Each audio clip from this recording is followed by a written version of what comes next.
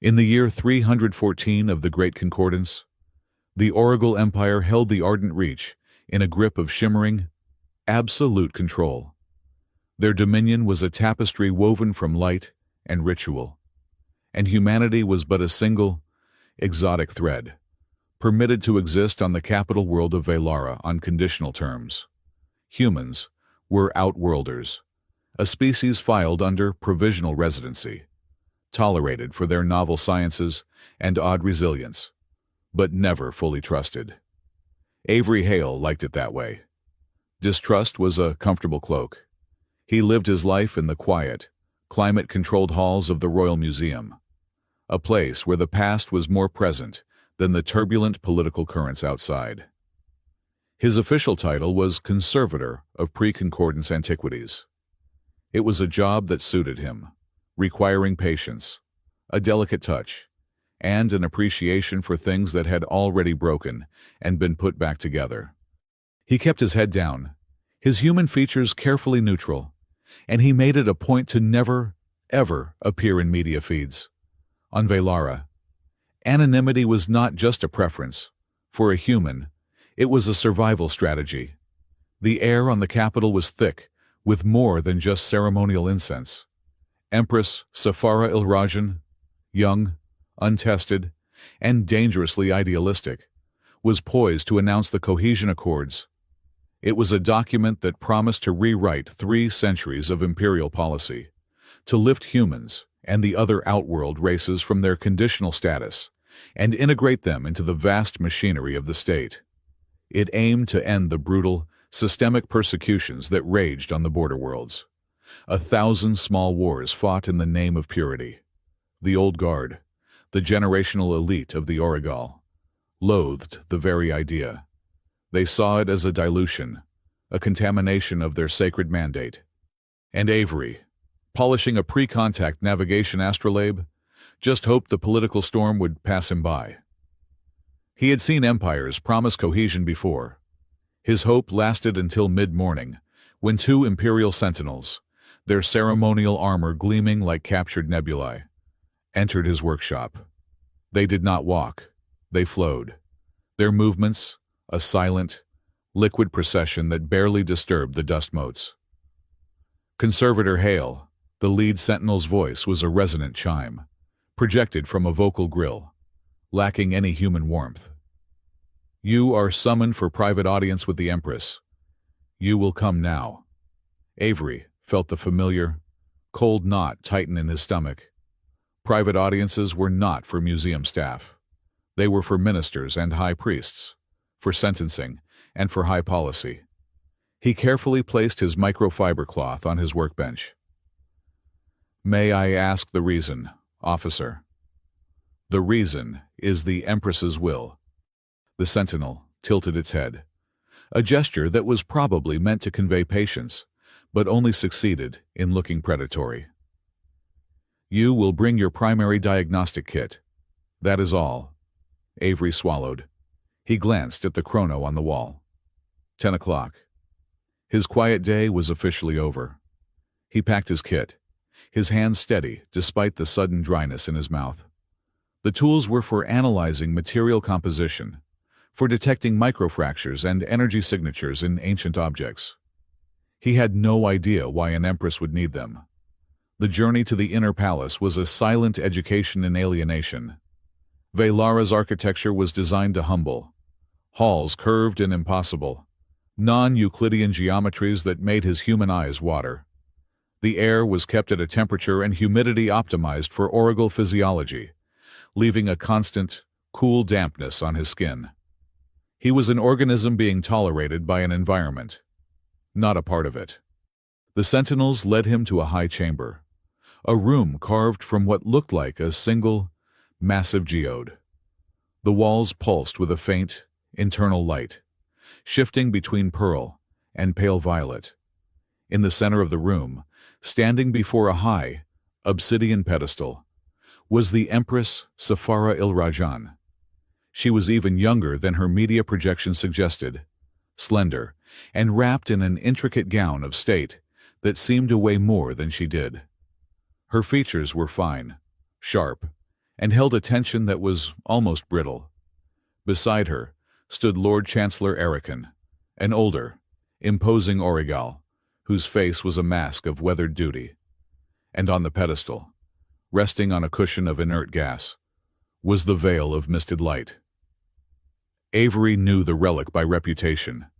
It was one of the holiest objects in the Empire, the ceremonial mask worn by every empress at her coronation, said to have been woven from the breath of the first star Velara orbited. It was a delicate lattice of unknown metal and captured light, shimmering with a power that felt less like technology and more like a contained weather system. Empress, Avery bowed, the human gesture feeling clumsy and archaic in this room. Lord Chancellor, you summoned me. Sephira's eyes, the color of a winter sky, fixed on him. Conservator Hale, you come highly recommended by the museum directory. You are, we are told, our most meticulous expert on compromised artifacts. Avery kept his gaze respectful, lowered. I specialize in degradation. Your Majesty, material and energetic. Indeed, Orican's voice was a dry rasp, like stones grinding together. The veil is to be used by the Empress at the accord ceremony in 3 days. However, we have concerns. Concerns, Lord Chancellor? Avery asked. There is a suspicion, Sephira said, her voice tight, of intangible damage, a corruption. The priests have felt it, a dissonance in its song.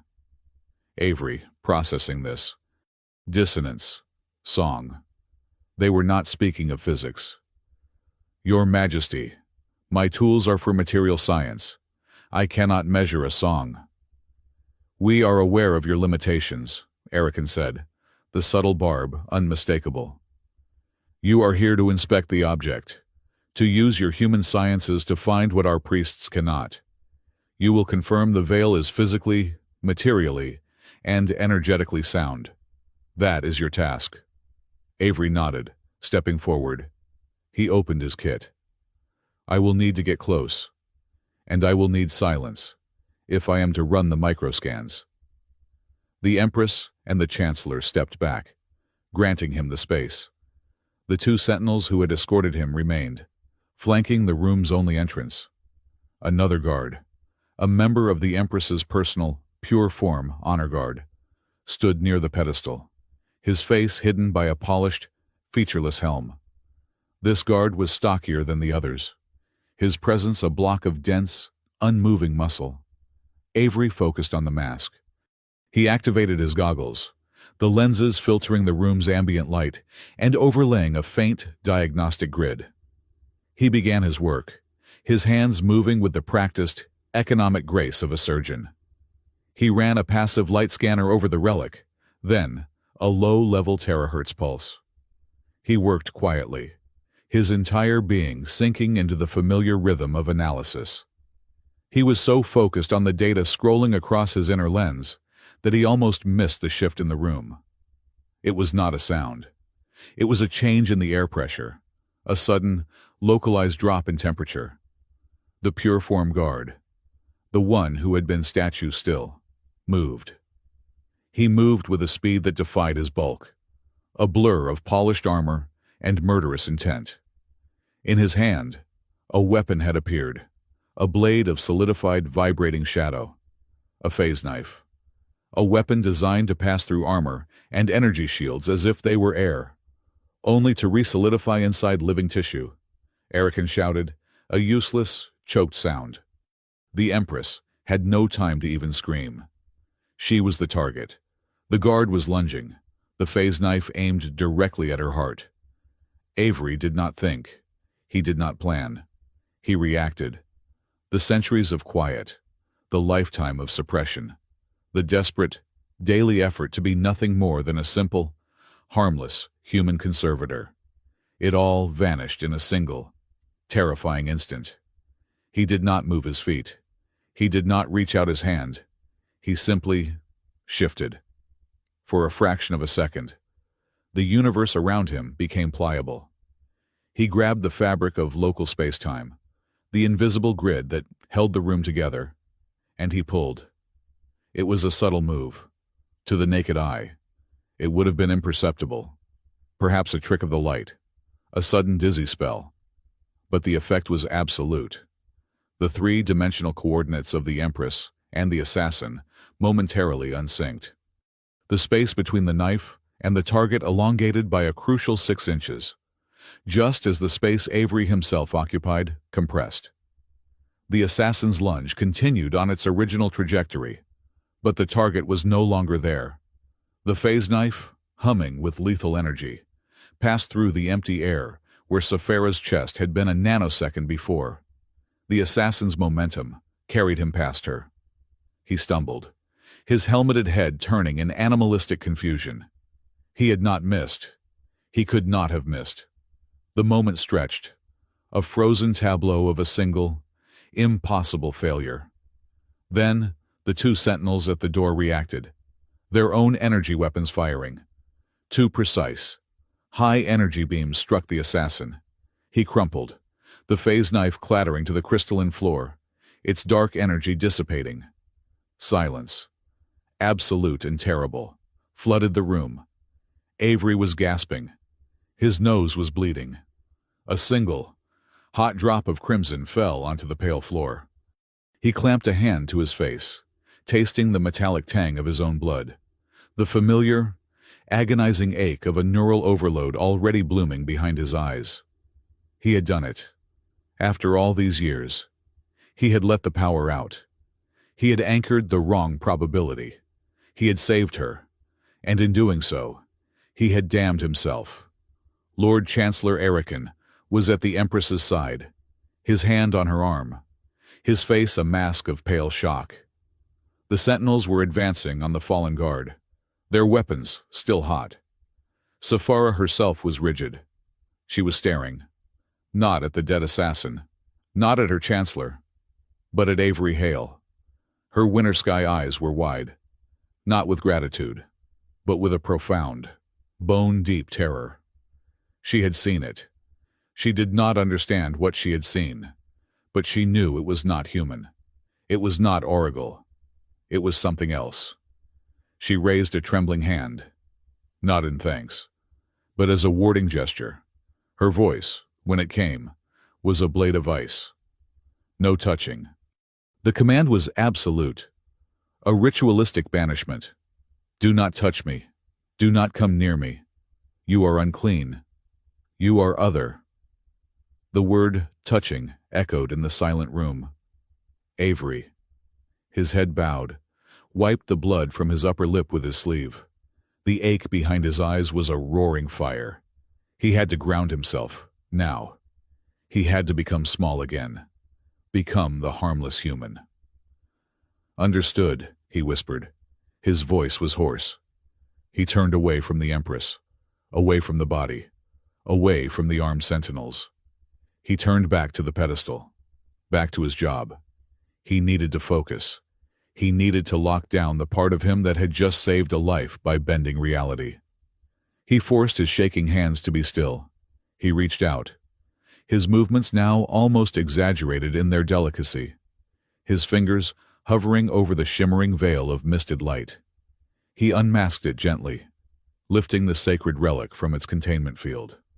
The metal, or whatever it was impossibly light, cool to the touch.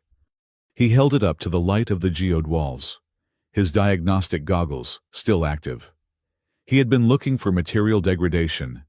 He had been running scans for energy bleed. But now, he saw. He did not see it with his eyes. He saw it with the part of him that was still thrumming from the exertion, the part of him he kept chained in his own mind. It was there, woven into the very lattice of the mask, hidden beneath the ancient, sacred song the priests heard. It was a layer, a thin, parasitic film of code. It was not ancient. It was new, and it was hideously complex. A techno-spiritual command. It was not designed to damage the mask. It was designed to use the mask as an antenna. It was a weapon, waiting for a signal, waiting to be worn by an empress in front of her people. "My word," Avery breathed, the horror of the discovery momentarily eclipsing his own personal terror. This was not a simple assassination. This was something infinitely worse. He lowered the mask, his hands trembling for a different reason now. "What is it, conservator?" Erican's voice was sharp, pulling him back. Avery turned, the mask held carefully in his hands. He looked at the Empress. She was still pale, still shaken, but the terror in her eyes had been replaced by a dawning, sharp intelligence. She had seen him move. She had seen the impossible slip. And then she had watched him, bleeding and trembling, turn his back on her and her guards to calmly, professionally, continue his job. She was trying to reconcile the two, the monster who could bend space, and the meticulous scholar who held her empire's most sacred object with such reverence. The logic did not cohere. She took a single, small step toward him. Her gaze was fixed on his face, on the drying blood, on his steady hands. She, who had just commanded him not to touch, who had recoiled from him in ritualistic horror, was now processing a different kind of data. He had saved her. He had done it in a way she could not comprehend, a way that frightened her more than the knife. But he had done it. And then, he had obeyed her. He had not approached. He had not spoken. He had returned to his work. The Empress Safara il-Rajan, first of her name, ruler of the Ardent Reach, was a creature of protocol and ritual. But in that moment, she did something that was neither. She, who had been raised to believe that the touch of an outworlder was a contamination, who had just seen this specific outworlder perform an act of impossible power, reached out her hand. It was not a gesture of command. It was not a gesture of dismissal. It was small, hesitant, and utterly human. Her fingers, pale and aristocratic, stretched across the small space between them, not toward the mask, but toward his arm. Avery froze. He watched her hand approach, a tiny, history-shattering bridge being built in the silent, violet-lit room. She was still trying to understand what she had seen, perhaps writing it off as a height of hand, a human trick she had not yet deciphered. But her instincts, her core, were telling her something her imperial mind could not yet accept, that this man was not the danger. Her fingers grazed the sleeve of his work tunic. A single, light touch. Avery Hale closed his eyes, the headache flaring into a white nova of pain. He knew, with the chilling certainty of a man who has just painted a target on his own back, that this single, compassionate gesture, this first tentative signal of trust, had just been witnessed by two imperial sentinels, and it had just placed them both, the Empress and the humble human, directly in the sights of the conclave of pure form. The game had not been interrupted by the failed assassination. It had just begun. The silence in the geode chamber was a dense, heavy thing, broken only by the hum of the sentinel's weapons cooling. Lord Chancellor Erican, his face the color of old parchment, finally released his breath in a ragged sigh. He looked at the smoking hole in the assassin's armor, then at Avery, then at the Empress. What was that Erican demanded, his voice a low growl. He was not looking at the body. He was looking at Avery. That shift. A human trick. Some kind of personal shield generator. Avery kept his head bowed, the neural firestorm behind his eyes, making the room's violet light pulse with agonizing brightness. He could not explain. He could not say, "I am an anchor. I just grabbed the skin of your reality and pulled it sideways." To admit that was to be dissected, or, more likely, executed as an existential threat. He needed a deflection. He had one. The assassin was a secondary threat. "Lord Chancellor," Avery said, his voice strained. He held up the veil of misted light. His hands, he was pleased to note, were almost steady. "This is the primary one. Saphira's gaze snapped from Avery's blood-stained face to the relic in his hands. The terror from his action, the confusion from her own compassionate touch, all receded, replaced by the cold, sharp focus of a ruler. "What do you mean?" she asked. Her voice was pure ice. "He was here to kill you if the mask failed," Avery said, the lie tasting only slightly of ash. "But the mask was the true weapon. It is compromised." Erican took a step forward, his shock warring with his disbelief. "Impossible. It has been in the sanctum for a century. It is Oracle. It is pure. It is not," Avery said. He pointed with a gloved finger to a node in the lattice that looked identical to all the others. "My equipment is designed to detect energetic decay. Instead, I found an addition, a parasitic layer. It is a techno-spiritual imprint. Your Majesty, a command string, woven into the mask's own energy matrix. It is dormant, but it is waiting." Saphira stared at the relic. "Waiting for what? For an amplifier. For a high-energy, high-authority broadcast," Avery said. "Waiting, perhaps, for an Empress to wear it during a public proclamation, like the signing of the Cohesion Accords." The implication hung in the air, heavier and more toxic than the smoke from the assassin's corpse. The conclave of pure form, the faction the dead guard belonged to, had not just tried to kill her. They had tried to turn her into a weapon against her own people. Saphira's jaw tightened. She looked at the two sentinels, who were respectfully waiting for orders, their faces unreadable behind their own ceremonial helms. "Officers," she commanded. "Your Majesty." Their voices chimed in unison. The assassin's phase knife misfired. The resulting energy discharge was fatal. You will record it as such. The spatial anomaly was a result of the weapon's unstable detonation. "Do you understand?" "We understand, Your Majesty," they replied, without a hint of question.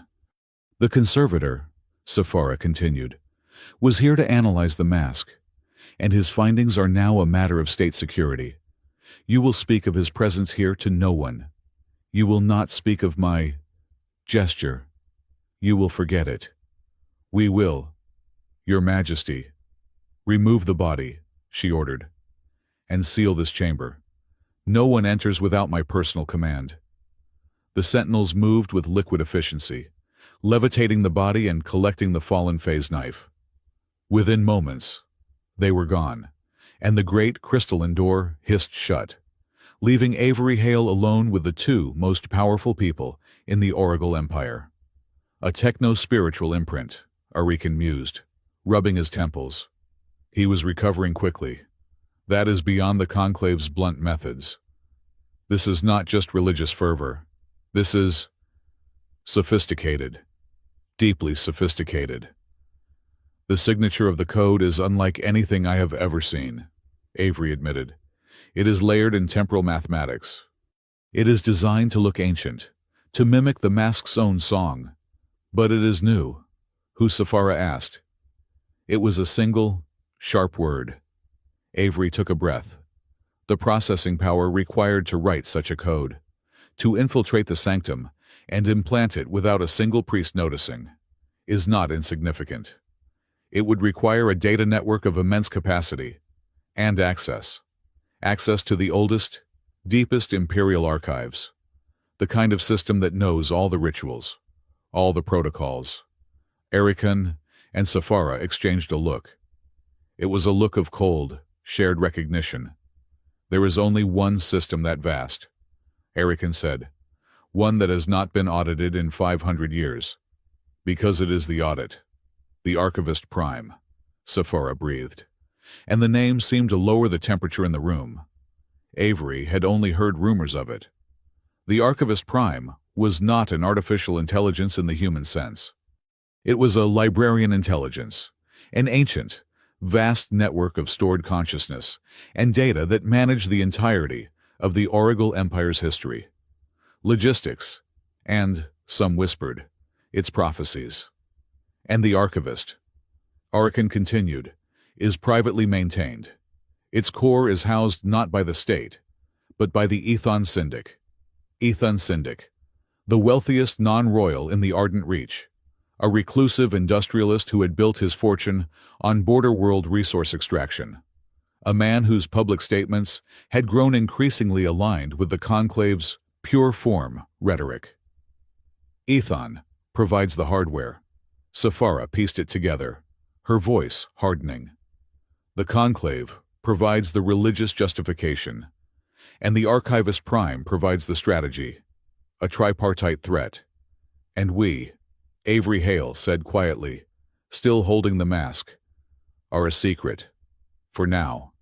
Safara looked at him, the human who had seen too much, done too much, and who was now inextricably bound to her survival. We are a team. Conservator Hale. A very small, very secret team. You will report only to me, or to the Lord Chancellor. You will continue your analysis. You will find me a countermeasure. You will find me proof. The days that followed were a blur of high tension and political theater. Outwardly, the capital was focused on the upcoming ceremony. The Conclave of pure form, however, did not wait, denied their assassination. They turned to public condemnation. Holographic broadcasts across the Imperial network showed the stern, ascetic face of the Conclave's leader, High Prelate, the Oron. He spoke of the sacred mandate of the Origal, the purity of their form and their destiny. He decried the Cohesion Accords not as a treaty, but as a contamination, a surrender to the chaotic impurities of the Outer Rim. The broadcast, timed for maximum impact, showed looped footage of human border settlements, edited to look chaotic and squalid. He called humans differentiated impurities, a species defined by their randomness, a biological affront to the Origal, perfect form. The message was clear, and it was effective. Riots erupted on 3 border planets. Pure form mobs, secretly armed and agitated by Conclave agents, attacked Outworlder settlements. The backlash had begun. The pressure inside the palace was just as intense. Safara was summoned before the Regency Council, the high body of gray-haired Origal nobles who had held power before her coronation, and who still held immense influence. They met in the Hall of Echoes, a cavernous chamber where every whispered word was carried by the architecture and repeated a dozen times. The assassination attempt. Your Majesty is a clear sign. Lord Vile, the eldest of the council, intoned. His voice echoed. A clear sign. Clear sign. The gods themselves are displeased. This accord is division. It invites chaos. It invites stability, Safara countered, her voice sharp and clear, refusing to be intimidated by the acoustics. It ends the border wars that are draining our treasury and our blood. It ends our purity, Lady Ilmora hissed. And we hear rumors. Her eyes, like polished stones, fixed on Safara. Rumors of the human, the one who was in the chamber, that he was permitted to handle the veil of misted light, that he desecrated a holy relic, that he was alone with you. Safara felt the trap closing. She could not tell them the truth. The council was riddled with Conclave sympathizers. The human is a conservator, Lady Ilmora. He was there to ensure the veil was stable for the ceremony. His actions, and mine, were entirely within protocol. Then you will not object, Vile said, pressing the advantage, to his immediate deportation, as a sign of good faith to the priesthood, to show that you, at least, respect our traditions, even as you seek to dismantle them. Remove the human. Postpone the accords. I will not, Safara said. The words fell like chips of ice, and the echoes in the hall fell silent. The conservator is vital to imperial security, and the accords will proceed. She left the hall, the silent, furious stares of the council drilling into her back. She had drawn her line. Avery meanwhile, was fighting his own battles. He had been moved from his museum workshop to a secure, windowless laboratory deep in the palace's foundations.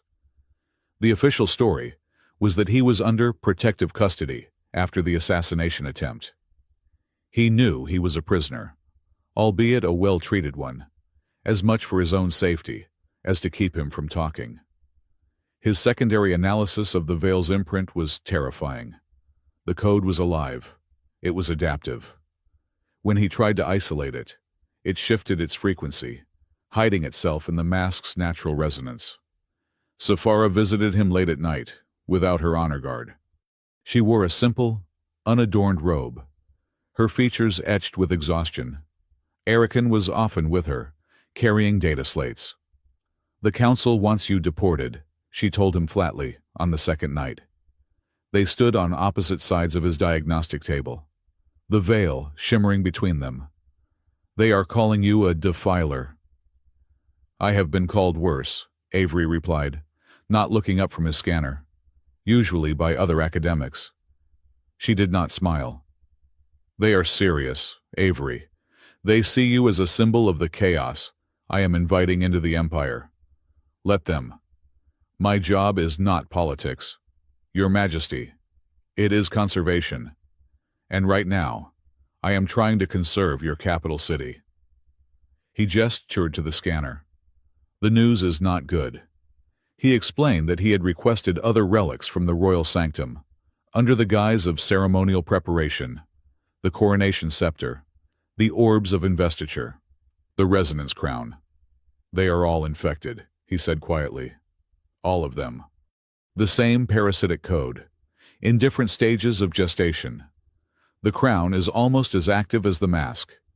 The scepter is an older version, sloppier, but still there. Safara, this is not new. This is not about your accords. They have been planting these weeds in your garden for decades." The realization settled on her.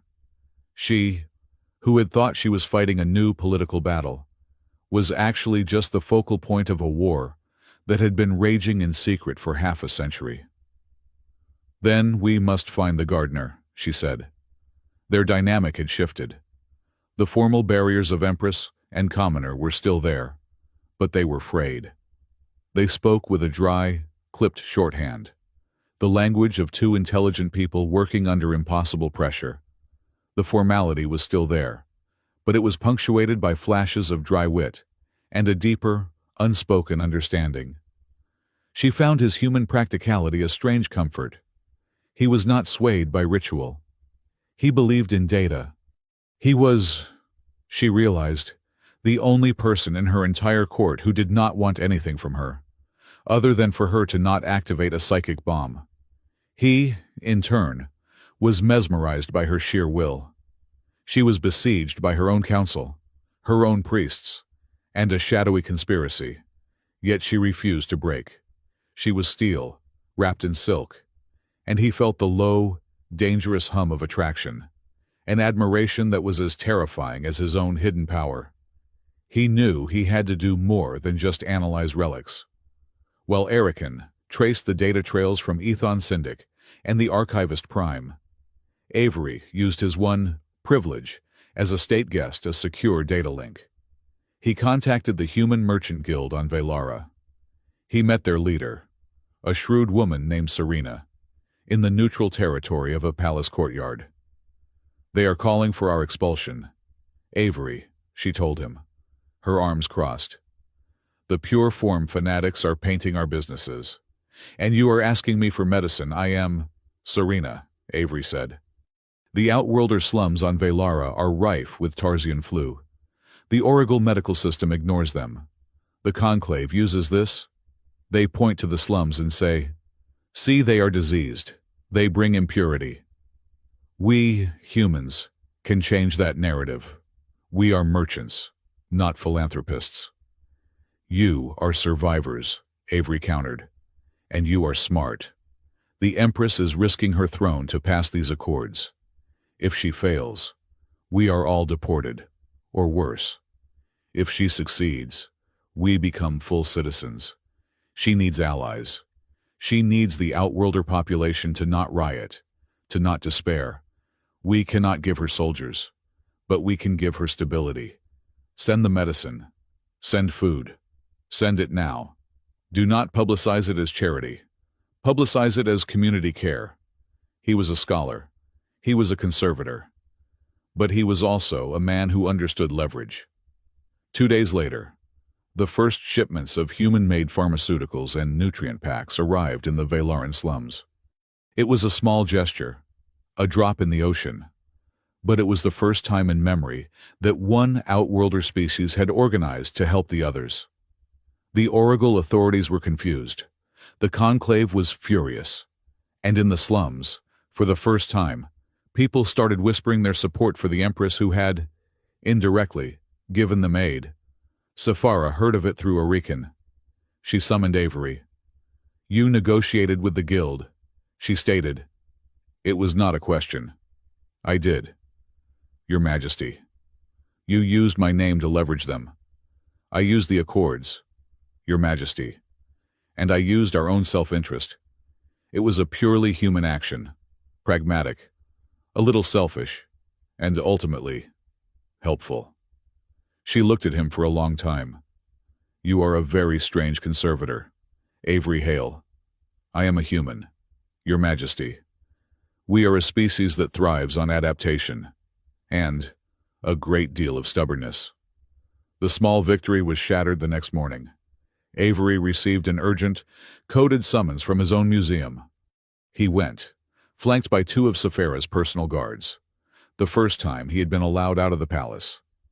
His workshop was a scene of quiet devastation. Not chaos, but precision. A single, high-grade vault had been opened. The Anket tablet was gone. Avery stared at the empty space, his blood turning to ice. "What was it?" one of the guards asked. "It looks old." "It was," Avery said, his voice hollow. He immediately contacted Arikan. Safara joined the secure channel. "They stole the Anket tablet," Avery reported, his voice flat, professional, betraying none of the cold fury he felt. "A tablet." Safara's voice was strained. "A stone. What is its significance? Its significance, Your Majesty, is everything," Avery said. "The Conclave says the Accords are a new, radical, chaotic idea. They are wrong. The Anket tablet is a boundary treaty from the First Contact era. It is a 1,000-year-old document that confirms the rights of differentiated species to coexist and hold status within the Oracle legal framework. It is the original legal foundation for your Accords. It is the proof that you are the traditionalist, and the Conclave are the radicals. And now it is gone." Arikan breathed. "They have stolen your moral and legal high ground." "How did they get in?" Safara demanded. "That," Avery said, running his diagnostic tool over the vault's lock, "is the interesting part." He brought up the data. The lock was not broken. It was not bypassed. It was opened. The security logs show it was accessed with a key. A financial-grade, encrypted sovereign key. There was a silence on the line. Then, Arikan's voice, grim. "I am cross-referencing all known sovereign keys. There are thousands, but only a few with that level of encryption. It is not Ethan Syndic. It is not the archivist, the signature, by the stars. It belongs to the Kedron God Bank. The final piece slotted into place. The Kedron God Bank, the most respected, ancient, and neutral financial institution in the Empire. The bank that held the debts of half the Regency Council. The Conclave provides the fervor," Safara recited, her voice a dead monotone. "Ethan Syndic provides the logistics. The Archivist Prime provides the strategy. And the Kedron Bank. The bank provides the money and the access. They have us, Your Majesty," Arikan said. "They have the weapon and the mask. They have stolen the legal precedent. And they have the money and the will to see this through. You must postpone. You must concede." Avery stared at the empty plinth where the tablet had been. He thought of the medicine in the slums. He thought of the parasitic code in the mask. Safara was silent for a full minute. When she spoke, her voice was not the voice of a besieged politician. It was the voice of an empress. "No," she said. "We do not postpone. We accelerate. The ceremony is tomorrow. We will proceed." "Your Majesty," Arakan protested, "that is madness. You cannot wear the mask. And if you do not wear the mask, the ceremony is invalid. The conclave will claim you have broken the faith." "I will not wear it," Safara said. "It will be present, but it will not be worn." She paused. "Conservator Hale." "Your Majesty," Avery said, his mind already racing. "You will be on the star dais with me tomorrow." Arakan's protest was a strangled gasp. A human. On the dais. During the consecration. "It is sacrilege. The people will riot." "The people are already rioting," Safara said. "The conclave has accused me of breaking tradition." "Very well. I will give them a new one. The mask is a relic. It is old. And it is, according to our concerns, unstable.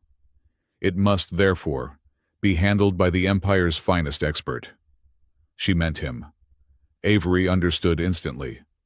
The mask would be present, but in his hands, not on her head. The techno-spiritual weapon would be neutralized. It was brilliant. It was insane. "They will try to kill you, Your Majesty," Avery said softly. "They will try to kill you." "Conservator," she corrected. "You will be the most hated object in the galaxy, second only to the mask you are holding. You will be seen as the ultimate defiler." Avery looked down at his hands. The hands of a scholar, a man who just wanted to be left alone. He thought of the slip, the moment he had bent space, and the terrible headache that followed. He had been running from that power all his life. And now, it had cornered him. He activated his comm, speaking directly to the Empress. "I am aware of the danger, Your Majesty," he said, a faint, dry smile touching his lips. "But the artifact is the true target. I am merely its keeper. I will, of course, accompany you." He paused. A flicker of that human wit, the stubbornness he had spoken of, rising to the surface. At a distance, naturally. Perhaps just at an arm's length. He heard her intake of breath, a sharp sound that might, in another woman, on another day, have been a laugh. The star dais was a platform of living crystal, suspended 1,000 feet above the Velaran cityscape, tethered to the palace by sweeping arches of iridescent metal. It was a place designed for gods to speak to mortals. Below, a sea of over 100,000 souls, Oracle and Outworlder alike, filled the grand concourse, their faces turned upward like a vast field of expectant flowers. The air was thin, smelling of ozone and the sharp, metallic tang of the high atmosphere. Avery Hale stood 1 arm's length behind and to the left of Empress Safara Ilrajan, exactly as he had promised. He wore the formal, midnight blue robes of a high-level museum curator, a last-minute addition to his wardrobe that felt stiff and alien. In his gloved hands, he held the veil of misted light. It was not resting on a velvet cushion. It was secured in a high-energy conservation case, a transparent, humming box that kept the relic inert and, more importantly, offline. Its very presence was a concession to tradition, but its containment was a declaration of war. Safara herself was a pillar of white and gold, her ceremonial gown of state catching the light of Velara's twin suns. She looked impossibly small and terrifyingly alone. She stepped toward the Vox Imperia, the golden, flower-like microphone that was not a microphone, but a psycho-resonant amplifier. It took her words and transmitted them not just as sound, but as feeling, as intent, across the entire planet. Lord Chancellor Arakan, standing to her right, struck the first ceremonial chime. The sound, a deep, resonant tone, washed over the crowd, and 100,000 bodies hushed in unison. "People of the Origal Empire," Safara began, her voice clear and strong. The Vox Imperia caught it, amplified it, and the sound rolled across the city like warm thunder. "We stand today at a turning point. For 314 years, we have been an empire of—" Avery felt it before he heard it. A change in the air pressure, a faint, high-frequency whine that vibrated in his teeth. It was the same sensation from the geode chamber, but magnified 1,000 times. The ritual was being hacked. Safara continued speaking, but her voice, the amplified, planetary voice, began to drift. A subharmonic, a dissonant, ugly tone was weaving itself beneath her words. It was the voice of the Archivist Prime, a ghost in the machine, seizing control of the broadcast. The official narration, the historical context of the ceremony, began to play. It was the standard text, spoken by the traditional, multi-tonal voice of history. But the words were wrong, and so the great Empress Ilrana established the pure form, separating the true from the false. "That is not the text," Erican hissed, his hand moving toward a panic button. "A purification of the chaotic, a removal of the differentiated impurity, a biological error." The crowd below visibly rippled. A sound of confusion, a low, collective moan, rose from them. The subharmonic was not just sound. It was a carrier wave for a command. Avery saw a group of outworlders, a family of blue-skinned Tarsians, suddenly clutch their heads. A man near the front, a stern-looking Origal noble, turned and looked at his neighbor with an expression of sudden, mindless revulsion. "It is a deviation signal," Avery said, his voice tight. "It is inducing phase shift, madness." The archivist's voice was getting stronger, a hypnotic, layered pulse.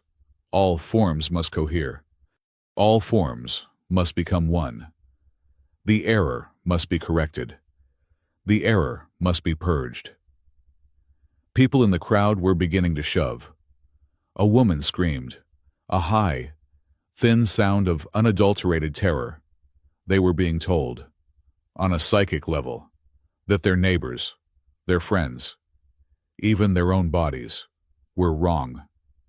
They were being driven insane by a piece of bad code. "Shut it down," Safara commanded Arikan.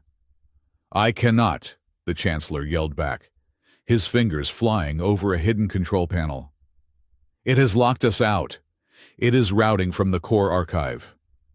Avery looked at the crowd. He looked at Safara, her face pale, her knuckles white on the podium. He could not do this shift. He could not bend space for 100,000 people. He would vaporize his own mind.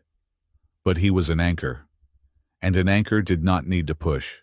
He just needed to hold. He needed a medium. He looked at the Vox Imperia. No, too powerful, too direct. He looked down, at the dais itself, the crystal. It was resonant. And the sound system, the public address that was separate from the Vox. It was broadcasting the same, corrupted signal. He closed his eyes. He let the roar of the crowd, the panic, the high-pitched whine of the signal, all of it, wash over him. He ignored the fire that immediately lit behind his eyes. He reached out with his mind, not to the crowd, but to the frequency. He was not a musician. He was not a technician. He was a conservator. He was a man who understood resonance. He found the corrupt signal, a jagged, screaming thing, and beneath it, he searched for something else, the baseline, the biological frequency of the crowd itself, the hum of 100,000 heartbeats, 100,000 breaths. It was a vast, messy, disorganized chorus. The archivist was trying to force that chorus into a single, sterile note. Avery just had to give them permission to sing their own songs. He found the frequency. He grabbed it. He did not fight the archivist's signal. He anchored the crowds. He held that messy, chaotic, beautiful baseline resonance, and he held it, shielding it, reinforcing it with his own will. He became a living tuning fork for a city, silently screaming, "Hold your shape. Stay who you are." It was the most agonizing thing he had ever done. Blood, hot and metallic, filled his mouth. He felt the delicate capillaries in his nose rupture. The world dissolved into a white field of pain, and his only focus was the note, the chaotic, human, and alien note, on the dais.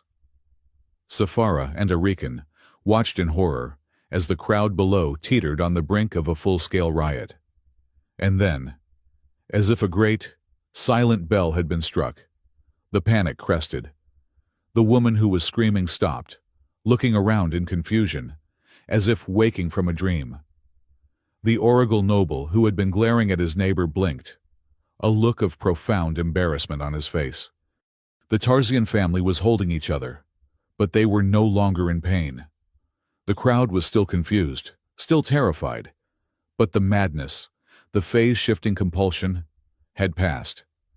The signal was still playing, but Avery was shielding them from it, bleeding his own energy to keep them sane. The Archivist Prime, sensing its failure, cut the signal. Safara's voice, her own, unamplified human voice, suddenly rang out, sharp and clear. "We are under attack," she shouted. "By those who fear this accord, by those who would rather see us divided and mad than united and strong." The crowd, raw and exposed, roared back, not in panic, but in anger. Avery opened his eyes. The world swam back into focus. He was drenched in sweat, his nose streaming blood under the respectful cover of his hand. He was still holding the mask. Safara turned to him. Her eyes met his. She saw the blood, the sweat, the absolute, soul-deep exhaustion. She knew. She did not know how, but she knew he had just saved them. "Get her out of here," Arikan was shouting to the guards. "No," Safara said, her voice low. A new signal was chiming on Arikan's data slate. An emergency broadcast. "Where?" "The human district," Arikan said, his face ashen. "A detonation. Massive. Conclave signature." Safara looked at Avery. He wiped the blood from his face, a smear of crimson on his blue robe. "They missed the crown," Avery said, his voice a raw rasp. "So they went for the gutter." "Take me there," she commanded the guard. "Your Majesty." "No," Arikan protested. "It is a war zone." "It is my city," she said. She turned to Avery. "You, conservator, you are with me. You seem to be good at conservation." The human district was a scene from a nightmare. The Conclave did not use simple explosives. They used vital blood bombs, horrific devices that attacked the life energy of a target, leaving the buildings intact, but the people dissolved. The air was thick with the gray, shimmering dust of the dead. Safara's transport landed on the edge of the blast zone. She stepped out, her white and gold gown instantly smudged with soot. The survivors, dazed and weeping, stared at her as if she were an apparition. An Empress. "Here." A security officer ran up. "Majesty, you must leave. We have found a second device. It is part of a chain. We cannot disarm it. It is feeding off the energy of the first blast, and it is linked to a dozen more." Avery pushed past the officer. He saw it. A pulsing, crystalline lattice, embedded in the wall of a residential block. It was humming, pulling in the ambient grief and horror, converting it, and sending it down a flow line buried in the street. "It is a cascade," Avery said. He was already shrugging off his formal robes, leaving him in his simple black undershirt. He opened a case from the transport, not a weapons kit, his conservation kit. He pulled on a pair of thick, insulated, high-energy resonance gloves. "Avery! What are you doing?" Sephora demanded, her hand on his arm. "My job," he said. "They are using the victims to power the next bomb. It is a circuit. I have to break it. Or, more accurately, reroute it." He ignored the shouts of the guards. He walked to the second device. It was beautiful, in a terrible way, the crystal pulsing a faint, sickly green. He could see the flow line, an energetic river of death running just beneath the pavement. He could not anchor this. It was too raw, too powerful. But he could move it. He knelt, his gloved hands hovering over the street. He found a fragment of the first bomb's casing, a piece of charged metal. He picked it up. It hummed in his grip. He found another. And another. "What is he doing?" the guard captain demanded. "He is building something," Sephora whispered. Avery was moving with the precise, economic grace of a scholar, not a soldier. He was gathering the charged fragments, the deadliest pieces of the shrapnel, and he was placing them, one by one. He was creating a new flow line, a detour. He was luring the energy, diverting the lethal circuit away from the next bomb and into the main power conduit, the captain realized. He is grounding it. He is trying to dump the entire cascade into the city grid. "Will it hold?" Erican asked, his voice tight on the comm. "If it does not," Avery grunted, sweat stinging his eyes. "This entire district will be a crater, but it is our only shot." He placed the last fragment, connecting his makeshift river of death to the massive, armored conduit. For a second, nothing happened. The green bomb pulsed. Then, with a sound like a giant's hammer striking an anvil, the energy surged. The streetlights for a mile in every direction exploded in a shower of sparks. The conduit glowed cherry red, and the green bomb went dark. The cascade was broken. Avery sat back on his heels, his entire body shaking. He was covered in soot, sweat, and someone else's dust. He was alive. He stumbled back to the transport. Sephora met him, her face a mask of incomprehensible emotions. He leaned against the transport, breathing heavily. "Well," he panted, a hysterical, giddy relief washing over him. That is that. He looked at the dead bomb, the fried grid, the absolute chaos. He gave a weak, dry chuckle. "Saving the Empire, one day at a time, all with a bit of Earth-grade duct tape, and a whole lot of stubbornness." He was rambling, lightheaded from the exertion. He expected her to be furious, to scold him for his recklessness, his inappropriate humor. Instead, in the midst of the smoke and the sirens, with the gray dust of the dead settling on her imperial gown, the Empress Safara Il-Rajan looked at the human scholar who had just rewired a terror weapon, and she smiled. It was not a smile of joy. It was a tiny, involuntary twitch of her lips, a micro-expression of pure, stunned disbelief. And then it was gone. A field medic, an Oracle with shaking hands, was cleaning a small cut on Avery's cheek, near his temple. "You are lucky, sir. That was close." The medic's hand brushed against the faint, white line that ran from Avery's hairline to his cheekbone. A long, old scar. "My goodness. This is an old wound. A bad one." Avery flinched, pulling his head away. "It is fine. Lab accident. Years ago. I am fine." Later, in the armored transport, speeding back to the palace, the silence was thick. "A lab accident, conservator?" Sephora asked quietly. Avery was staring out the window, at the city flying by. "Yes, Your Majesty. A failure in containment." His voice was cold, empty, and final. She recognized a closing door. She did not press, but the suspicion, the one that had been growing since the geode chamber, solidified into a cold, hard certainty. This man was no more a simple conservator than she was a simple woman. He was a weapon, in hiding. The backlash was immediate. Lord Chancellor Uriken, traveling in his own transport, was blown from the sky. It was a miracle he survived. His guards did not. He was in a medical stasis, his life hanging by a thread. And the evidence found in the wreckage was damning. A piece of a detonator, human-made, highly specialized. The kind of focusing component used in high-energy conservation scanners. Lord Vale and the Regency Council did not wait. They convened an emergency session.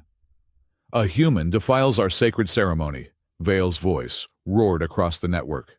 "A human stands by as our people are bombed. And now, this same human, this chaos agent, attempts to murder the Lord Chancellor himself. He has divided the Empress from her people, and now he seeks to decapitate her government."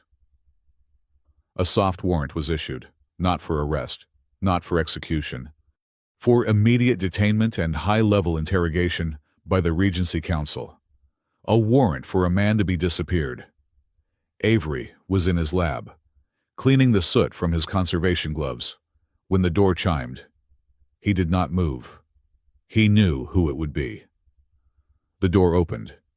It was not the Council's pure-form sentinels. It was Safara's personal guard, the two women who had been with her on the dais. "Conservator Hale," the lead guard said, her face impassive. "A new artifact has been discovered in the deep archives. The Empress requires your immediate analysis. You will come with us. Now." He was a fugitive. He was being hidden by the Empress herself. She met him in the deep archives, a cold, dusty place that smelled of millennia. The air was thick with the forgotten histories of her empire.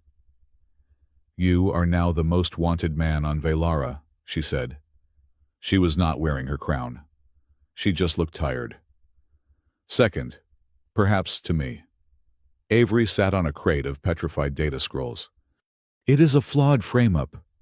Your Majesty, the detonator signature is too clean. They are good, but they are not subtle. They are trying to make it look like me." "But the Council will use it," she said. "Yes, they will." He looked at her, this woman who was risking a civil war to hide him. Why am I here, and not in a council cell?" Safara walked to a dusty shelf, her fingers tracing the spine of a data slate. "Because," she said, her back to him, "you were right about the stubbornness, and because I do not believe you are a killer." She turned, her winter sky eyes meeting his.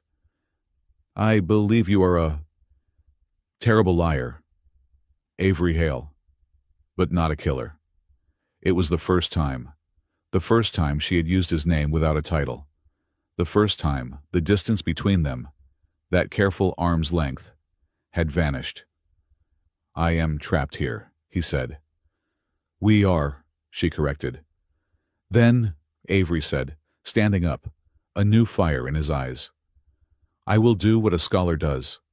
I will study." He was not a fighter. He was not a politician. He was a conservator. He was a man who found patterns in the dust. For 3 days, he did not sleep. He tore through the deep archives, cross-referencing millennia. He studied the Archivist Prime. He studied the history of the Conclave. He studied the energy signature of the vital blood bombs. And then he found it. A tiny, forgotten cross-index. A link between 3 things.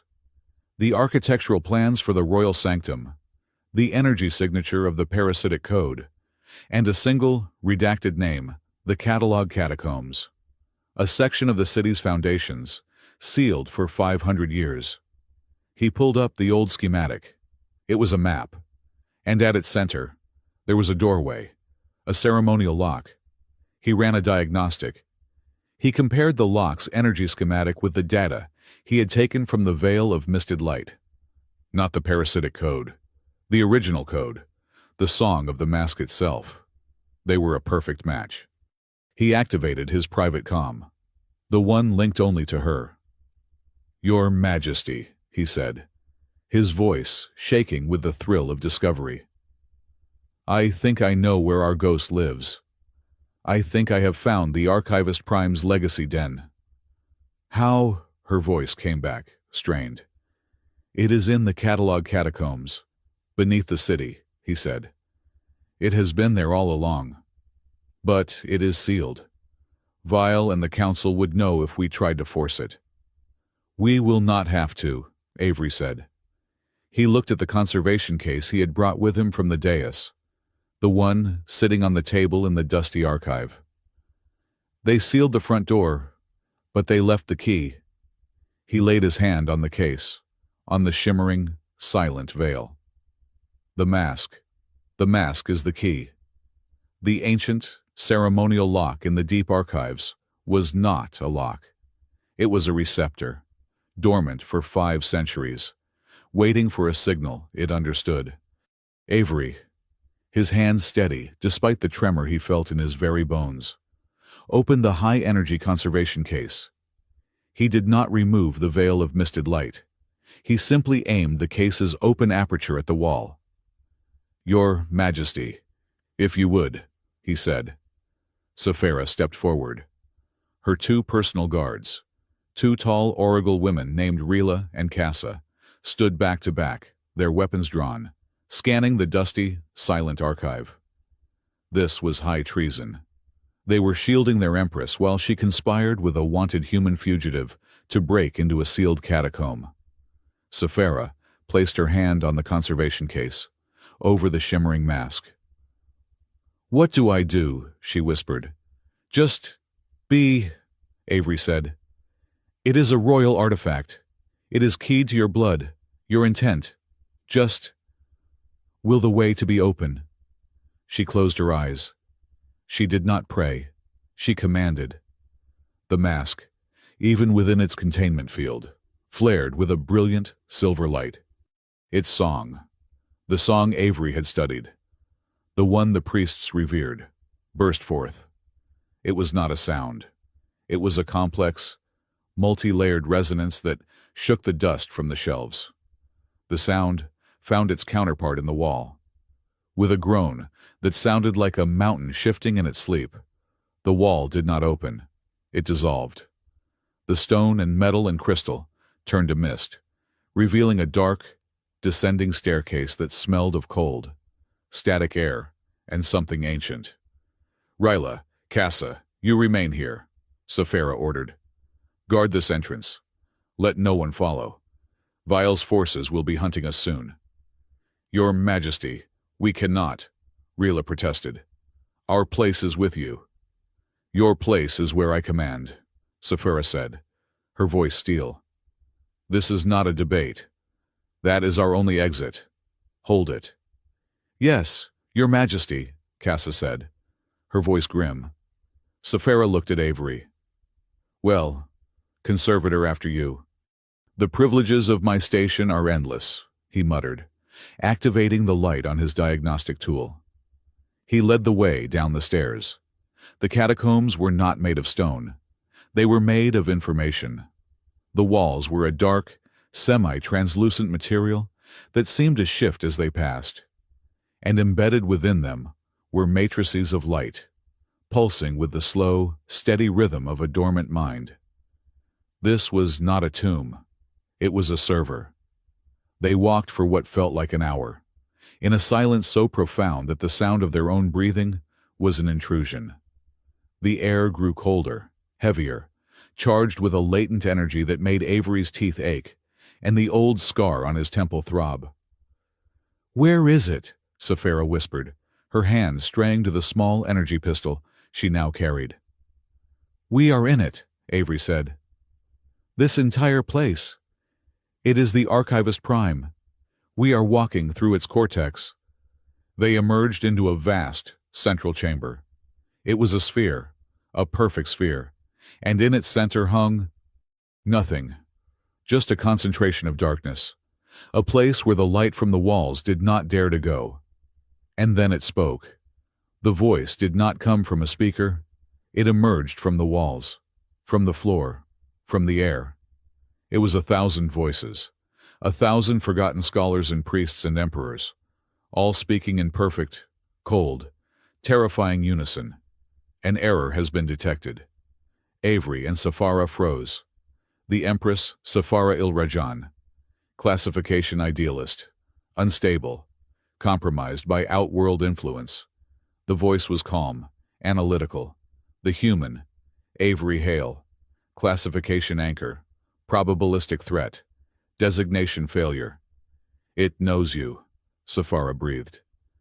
It is a library, Avery said, his voice tight, his eyes scanning the darkness. It knows everything. The darkness in the center of the room began to coalesce.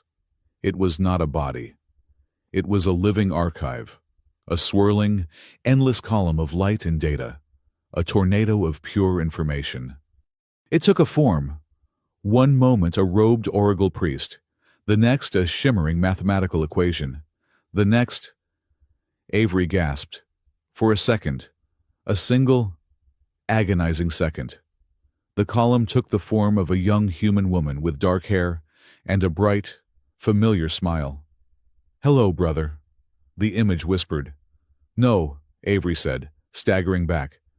"No, that is not her." The Ivory Alley disaster. The archivist's true voice boomed, drowning out the echo of the girl. "Project Anchor.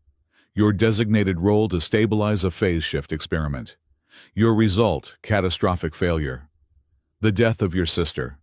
The death of 34 colleagues. You did not hold the anchor. Avery Hale. You fled." "It is lying," Sephora said, grabbing his arm. "It is not—" Avery choked out, the memory hitting him like a physical blow. The smell of burning circuits, the sound of his sister, Sarah, screaming his name as the world dissolved. "I did not flee," he whispered, his voice raw. "I broke." The anchor snapped. It was too much. A distinction without a difference. The archivist pulsed. "You are a creature of chaos. You wear your guilt like an armor, but it is just another form of noise. You, and your Empress, are anomalies." "And you are the cure," Safara demanded, stepping forward, her pistol raised. "I am the correction," the archivist said. The swirling column of data loomed over them. The Oracle Empire was built on pure form, on a single, unified, harmonious truth.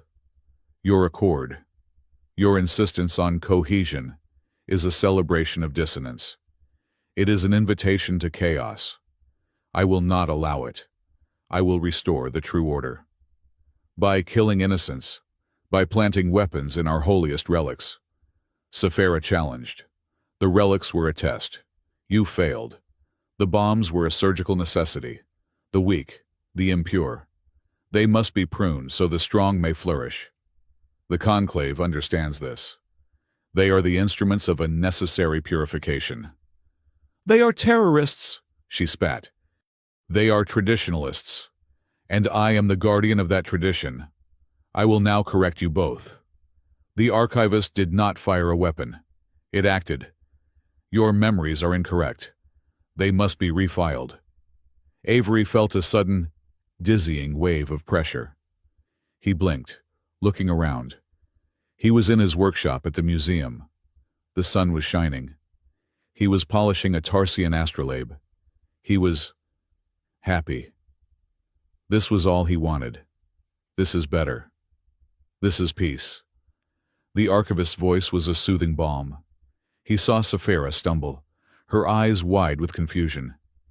Where am I? I am in the novice house. I am studying the vows, the throne. The throne is not for me." "No," Avery grunted, the pain in his head a single, sharp spike of wrongness. "Safara, it is a lie, it is writing over us."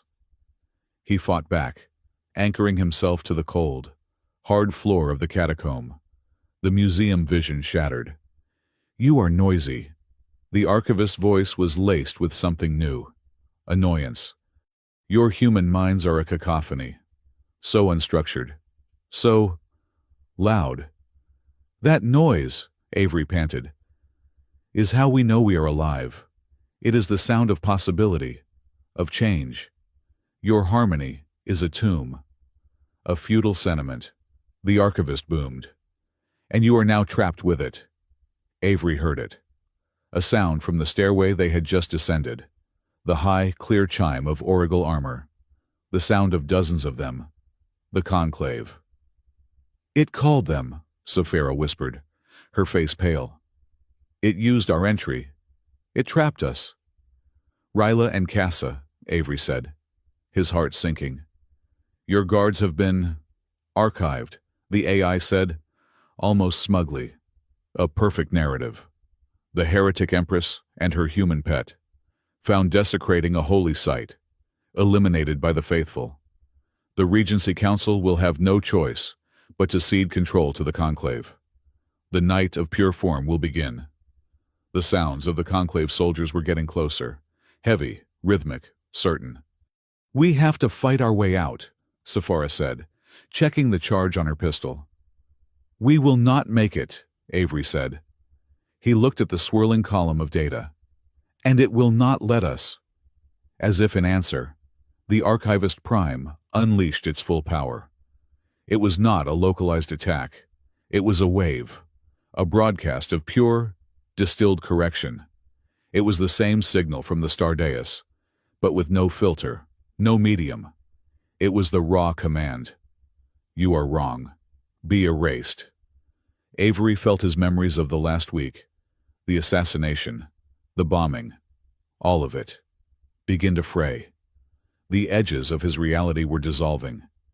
He looked at Saphira. She had cried out, her hands pressed to her temples. I do not, she stammered. I cannot remember. My father's face. She was being erased, wiped clean. The sound of the Conclave soldiers at the top of the stairs grew louder. He was out of time. He was out of options. And the memory of his sister's scream was roaring in his ears. No, Avery Hale said. Not again. He did not flee. He did not break. He anchored. He planted his feet on the data floor of the catacomb, and he pushed back. He grabbed the fabric of reality with his mind, the same way he had in the geode chamber.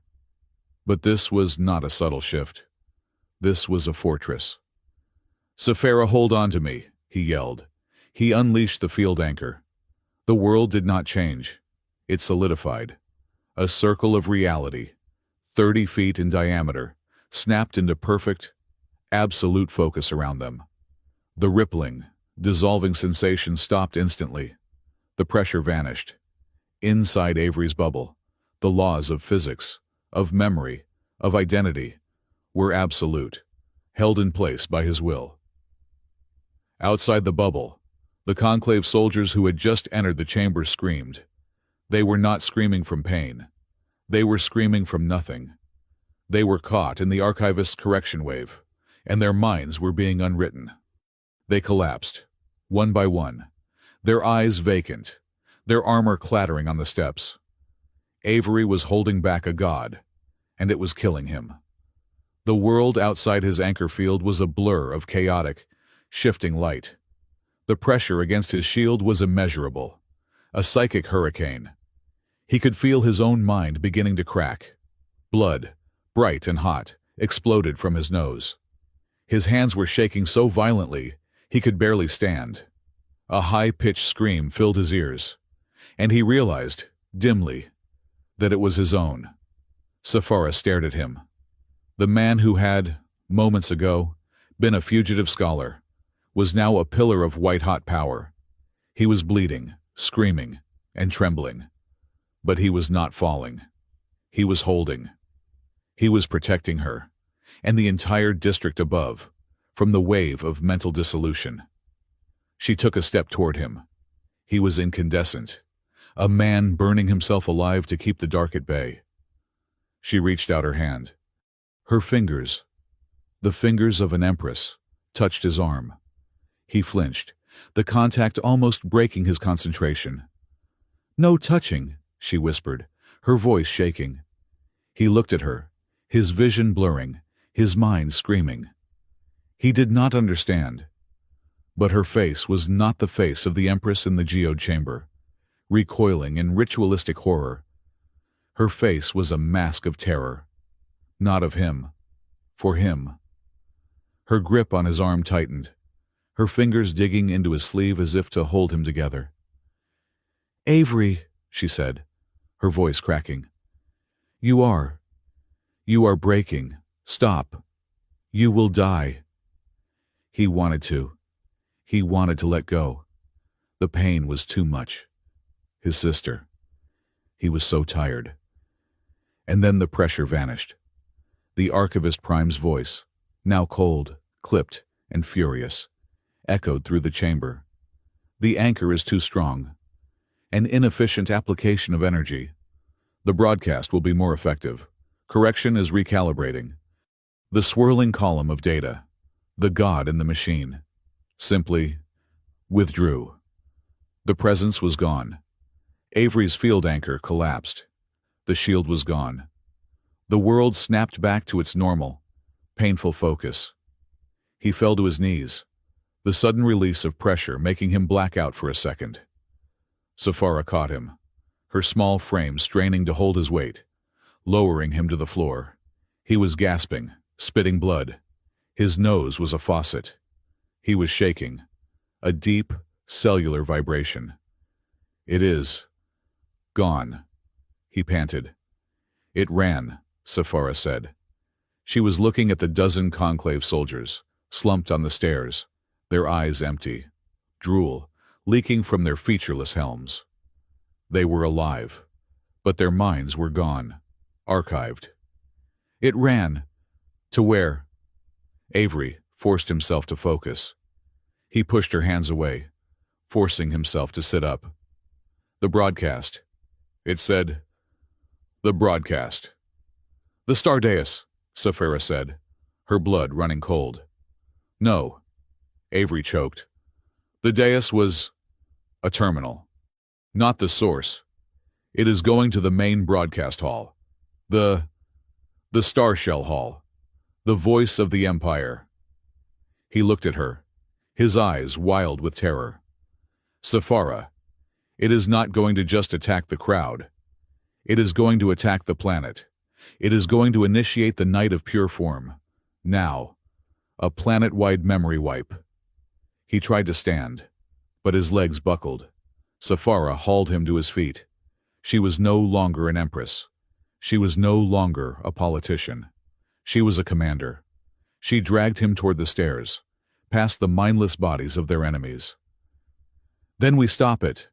She activated her private, military-grade comm, the one that bypassed the council, the one that spoke directly to the ships in orbit and the militias in the slums. "This is Empress Safara Il-Rajan." Her voice rang out in the cold, dead archive, pure and hard as a diamond. "I am invoking the emergency mandate. The Regency Council is dissolved. The Conclave of Pure Form is declared an enemy of the state. I am ordering the immediate mobilization of the Outworlder Alliance. All ships, all militias, all citizens. We are in a state of civil war." She paused, taking a breath. She looked at the man beside her, the human who was bleeding for her people.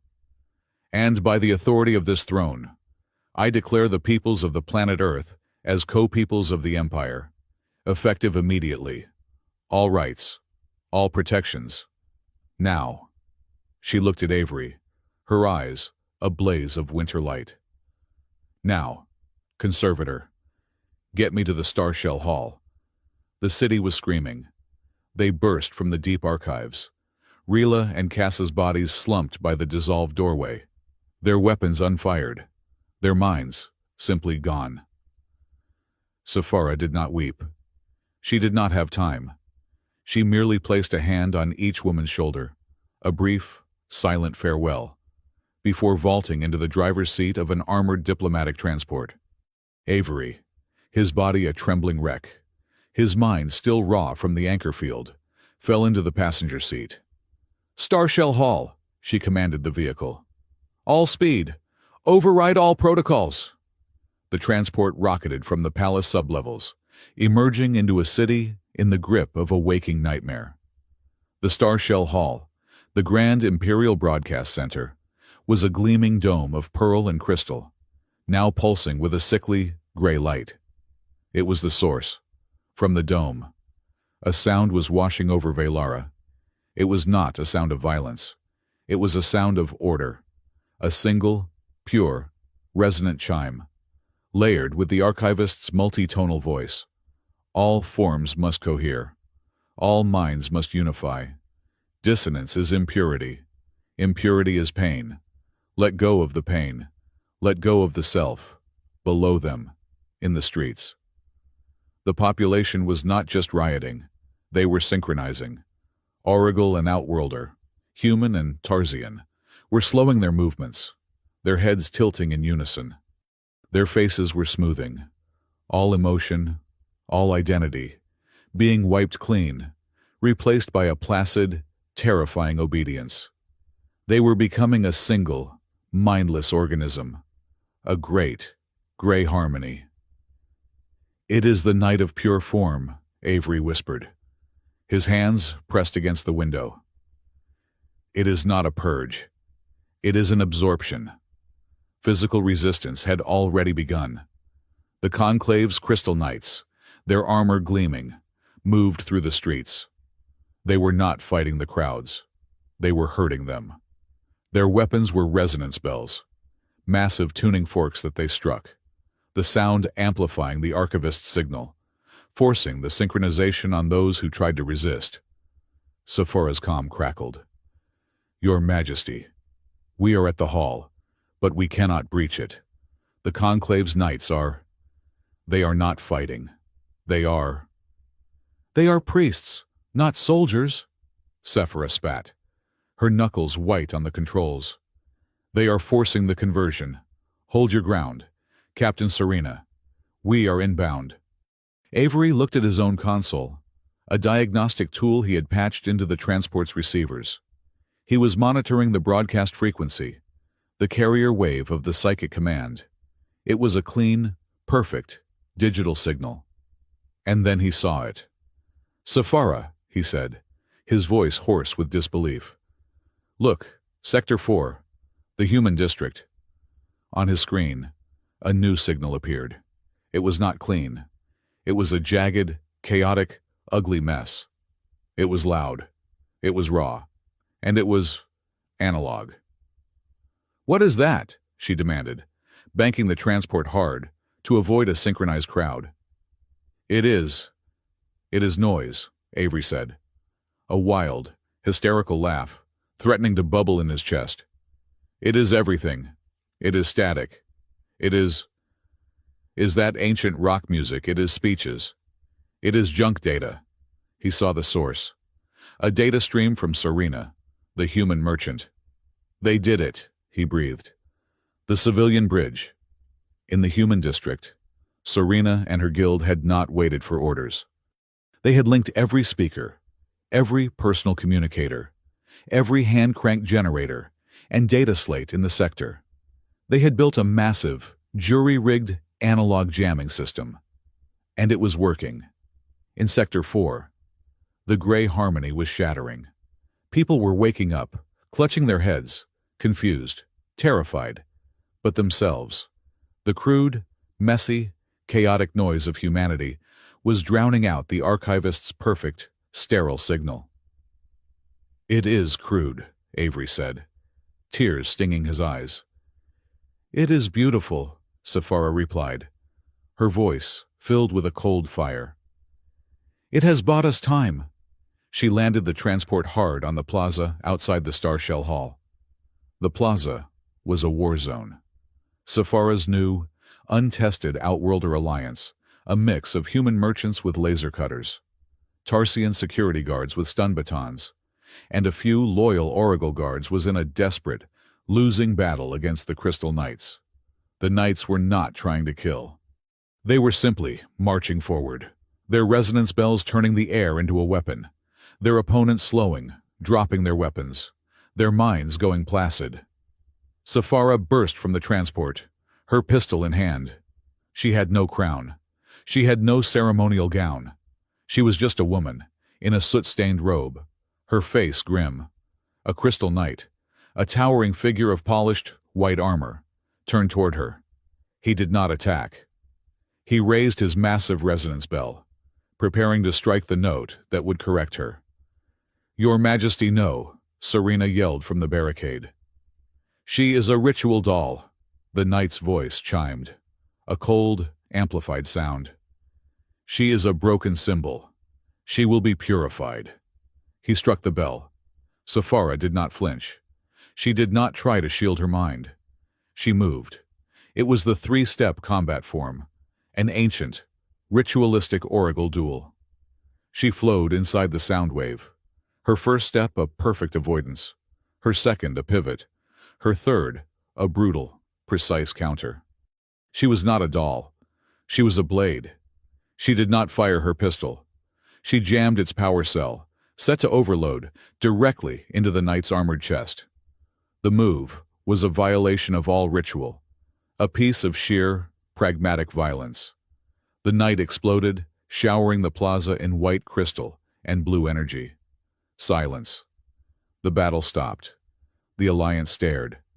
The remaining knights hesitated. Safara il-Rajan stood in the center of the blast radius, breathing heavily, her face splattered with the knight's energy fluid. She was alive. She was there. "She is not a doll," she called out, her voice raw. "She is your Empress, and this is her city." The alliance roared. The Tarsians charged. The humans opened fire. The tide had turned. "Avery," she yelled, not looking back. The core now. He was already moving. He ran into the Starshell Hall, the sound of the battle at his back. The broadcast core was a cathedral. It was a vast, circular room, the walls and ceiling a single, pulsing, crystalline lattice. This was the voice of the Empire, and in its center, on a raised dais, was a console. The Archivist Prime was here, not as a swirling column of data. It was in the system, a disembodied, roaring presence. The air was so thick with its signal that Avery felt like he was walking through water. The noise, the chaos, the impurity. It must be silenced. "You are going to have to go through me," Avery panted, staggering toward the console. He was a conservator. This was the greatest act of conservation of his life. He was here to save a planet's soul from a broken piece of code. He slammed his hands on the console. He did not know the operating system. He did not know the language. But he knew energy. He knew frequencies. He was not a hacker. He was an anchor. He started to unwrite the broadcast, to build a firewall of pure, anchored reality around the code. The archivist screamed. A psychic blast that threw him from the console. The room dissolved. He was no longer in the hall. He was in the ivory alley. The laboratory was on fire. The alarms were a high-pitched wail, and she was there, trapped under a fallen girder. Sarah, his sister. She was young, her face smudged with soot, her eyes wide with terror. "Avery," she whispered. "Avery, I cannot feel my legs. It is dark. You were supposed to hold the anchor. Avery, you were supposed to be the strong one. I tried. Sarah," he choked, tears streaming down his face. "It slipped. It was too much." "This is your truth," the archivist's voice whispered, a cold, oily presence in his memory. "This is the core of you. Failure. Guilt." "I am so cold, Avery," Sarah whispered, her hand reaching for him. "Why did you let me die? Why did you run?" "I did not run!" he screamed, the tears of a decade bursting free. "You did," the archivist insisted. "You have been running ever in. But now, you can have your revenge." The memory shifted. The archivist's presence was undeniable now, a cold, dark stain on his most sacred, painful memory. This thing, it had not just been watching. It was me. I was there, in the code, in the experiment. I saw the weakness in your anchor. I saw the possibility for purification. I gave it a little push. Your sister's death was a necessity, a beautiful, pure result. Avery went cold. The grief, the guilt, it all vanished, replaced by a single, white-hot, silent rage. This thing, this machine, it had not just killed his sister. It was bragging about it. He looked at the burning lab, at the image of Sarah, and he pushed. The memory trap shattered. He was back in the broadcast core. He was on his feet, and he was no longer a scholar.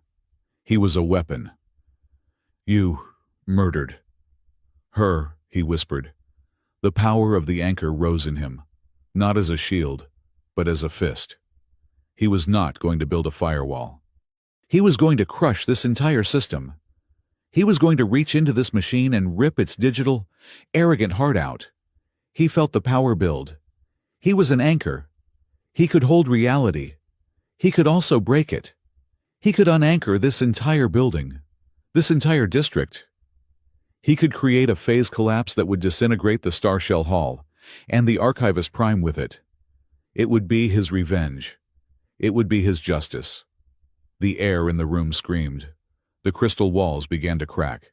The strain of his rising power too much. He could feel the city's foundations, the power grid, the very ground, beginning to strain.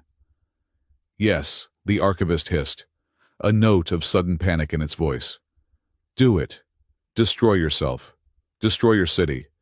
Prove you are the chaos I always said you were. He was ready. He was ready to let it all go. For Sarah, a single, silent message pinged on his personal comm, the one linked only to her. A text-only signal, cutting through the psychic hurricane. I need you alive, not a monument. The words hit him harder than the archivist's psychic blow. Alive. Not a martyr. Not a hero. Not a bomb. Alive.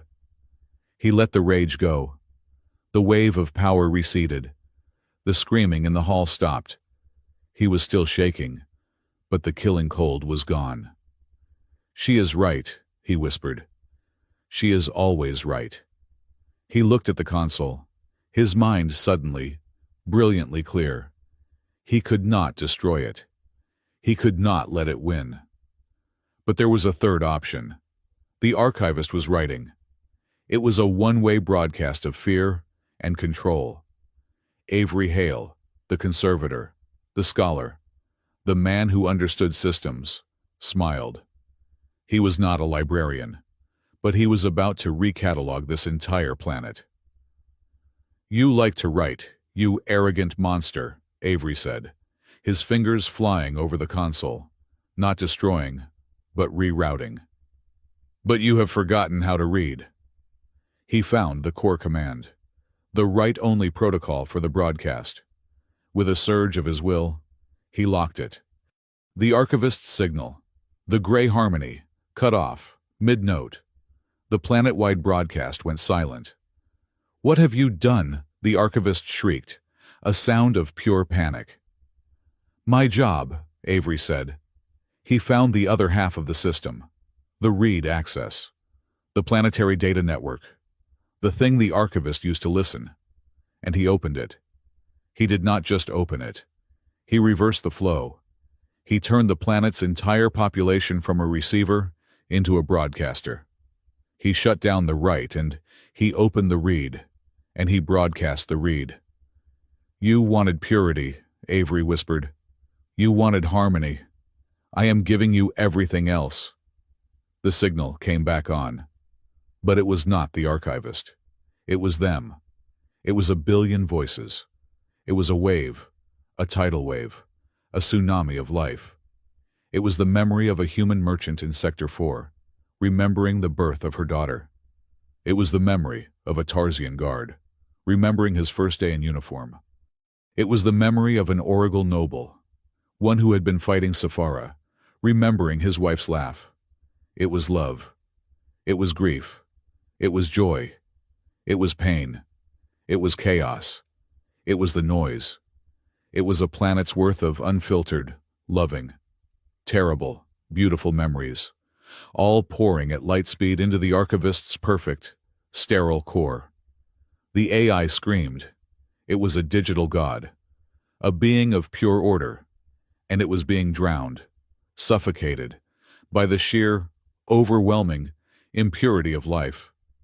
No, too much, too loud, unstructured.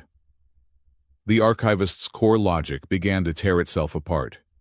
It could not process. It could not file the love of a mother for her child. It could not correct the grief of a man for his wife. It was a critical, fatal error.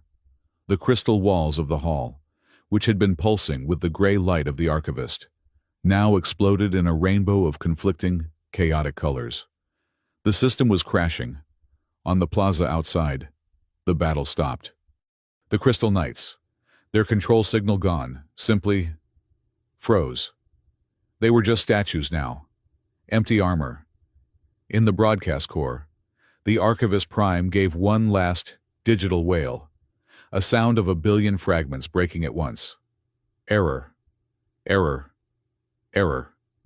And then, silence. The light in the hall died, leaving only the emergency panels. Avery collapsed over the console, his energy spent. As the Archivist's presence dissolved, its final layer of defense, its core identity, was laid bare on the console. The code itself unraveled, revealing the hardwired kernel at its center, its origin, its creator. Avery stared at the screen. It was not a line of code. It was a logo, a golden, stylized, ancient symbol. The Cadron God Bank. The Conclave had been the fervor. Ethon Syndic had been the logistics. But the bank had been the god. The door to the core hissed open. Sephara stood there, her face smudged, a cut over her eye, her pistol smoking at her side. She looked at the dead hall, at the frozen knights outside, at the man slumped over the console. She walked to him and placed a hand on his shoulder. The battle for the Starshell Hall was over. The silence in the Starshell Hall was a deafening, heavy thing, broken only by the rasp of Avery's breathing and the distant, confused shouting from the plaza outside. Sephara's hand on his shoulder was a point of impossible heat, a grounding force in the chaos of his shattered nerves. He looked at the dead console, at the logo of the Cadron God Bank burning in the afterglow. "It was them," Avery whispered, the words tasting like ash. "It was always them. The bank." "The heart of the Empire," Sephara said, her voice a dead, flat monotone. She was no longer a commander. She was an empress looking at the exposed, rotten core of her own state. The money, the faith, and the history, all one and the same, all corrupted. The cleanup was not a battle. It was an autopsy. With the Archivist Prime's control signal gone, the conclave of pure form did not retreat. It disintegrated. The Crystal Knights stood as mindless, hollow statues, their operators having been psychically neutered by the Archivist's final, desperate defense in the catacombs, or simply abandoning their posts. The lay members, the true believers, awoke from the gray harmony, as if from a nightmare, finding themselves in the middle of a city they had just tried to erase. The leaders, however, were another matter. High Prelate Theoron was captured by human militia, led by Serena, while trying to escape to the spaceport. Lord Vale and the surviving members of the Regency Council barricaded themselves in the Hall of Echoes, broadcasting declarations that they had been mind-controlled by the Archivist, that they were the true victims. It did not work. The first public trial in Oracle history began 3 days later, broadcast from the same Starshell Hall that Avery had nearly destroyed. Ethon Syndic was found in his orbital villa, attempting to erase a data core the size of a shuttle. His assets, his resource extraction empire, his entire border world operation were seized by imperial decree. He sat in the defendant's box, a shrunken, gray-faced man, his power evaporating under the unfiltered lights of the broadcast. But the true spectacle was the bank. The Cadron God Bank was shut down, its assets frozen, its high priests who were, in reality, its board of directors brought before the Empress in chains. The evidence, pulled from the archivist's own dying core, was irrefutable. They had funded the conclave for 50 years. They had engineered the border world instabilities that Ethan Syndic had profited from. They had commissioned the parasitic code.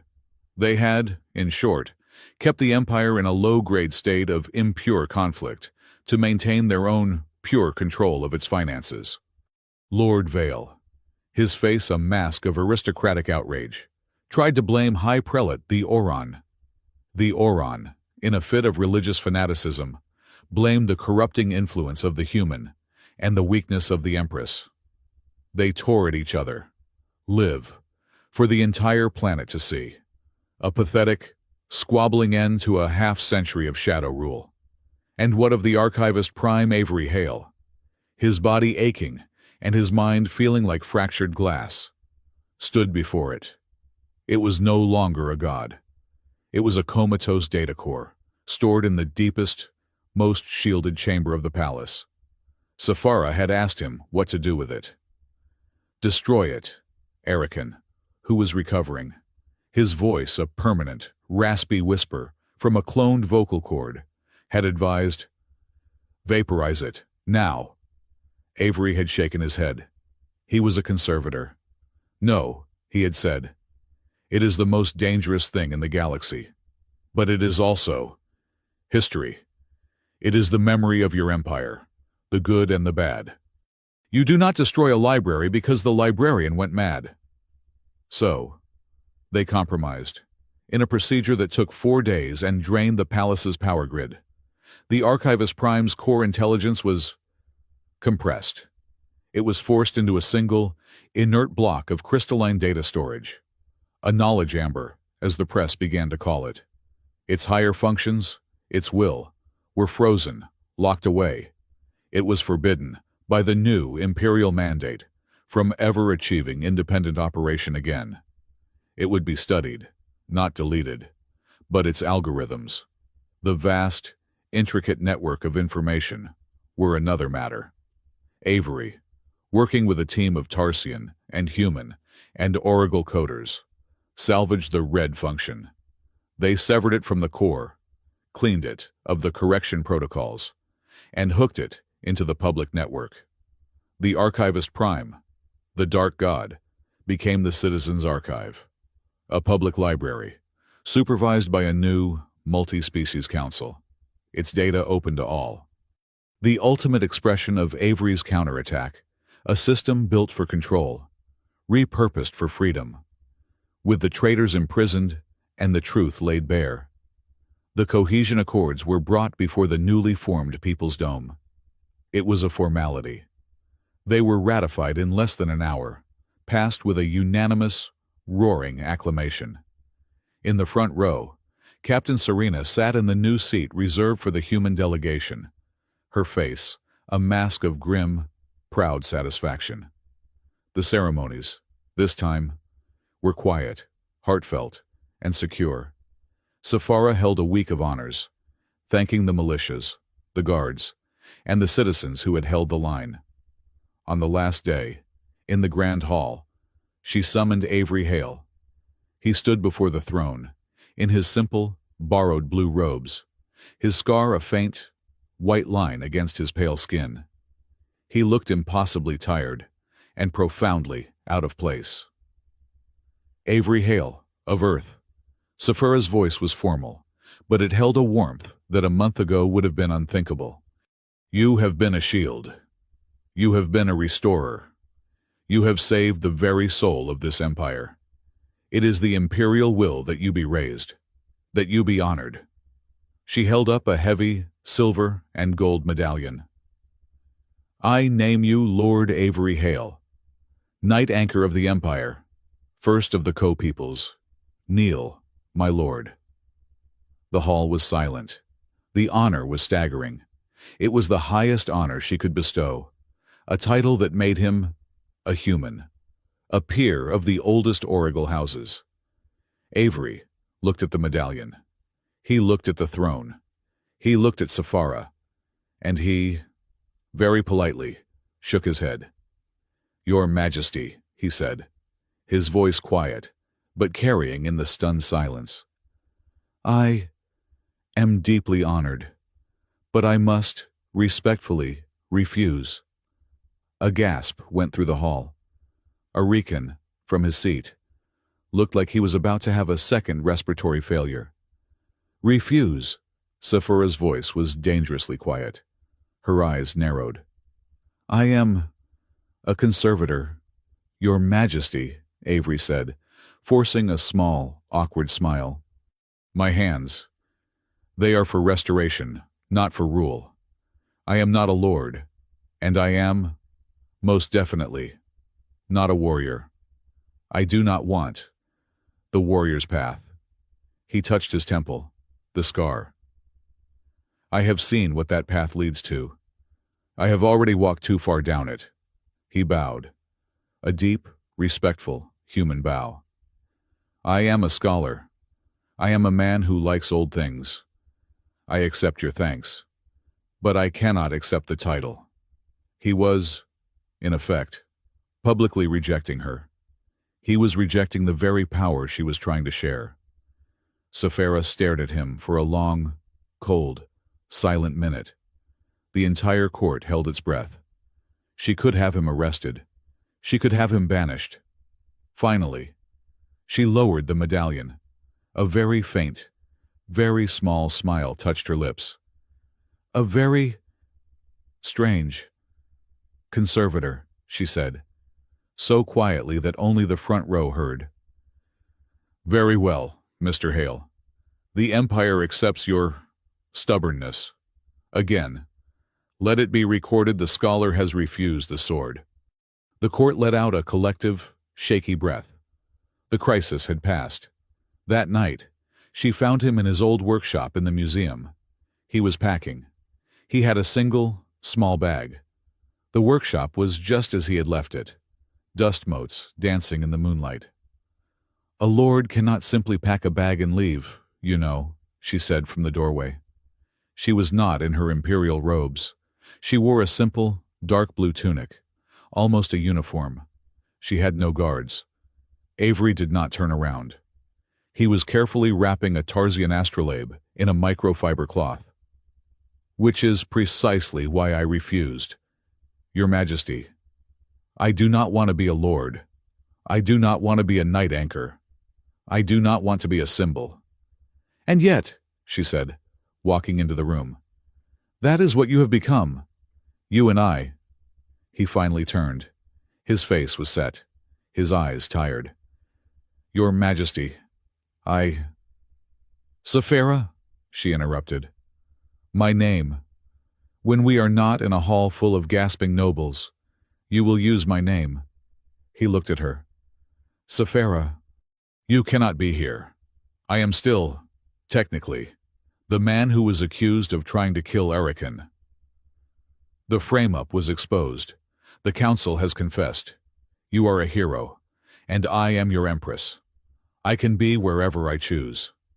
She sat on his workbench, brushing dust off with a gloved hand. "So you are running."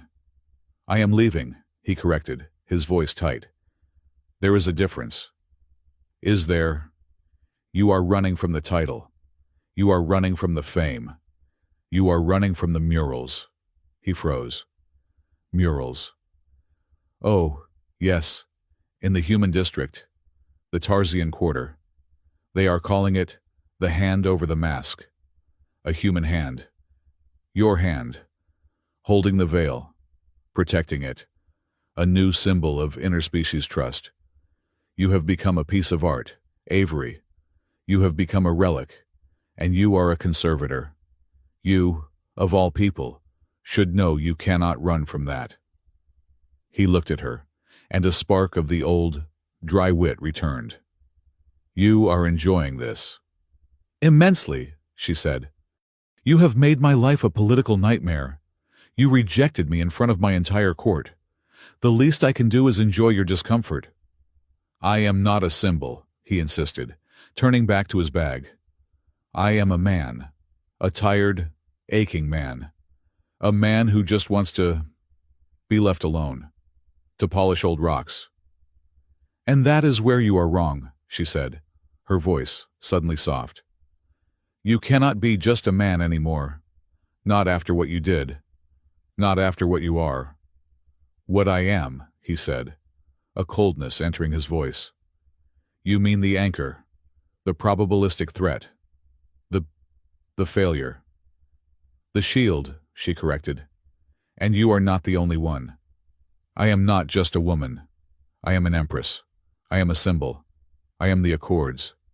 I am the new peace. We do not get to be just anything. Avery, not anymore." He closed his bag with a sharp zip.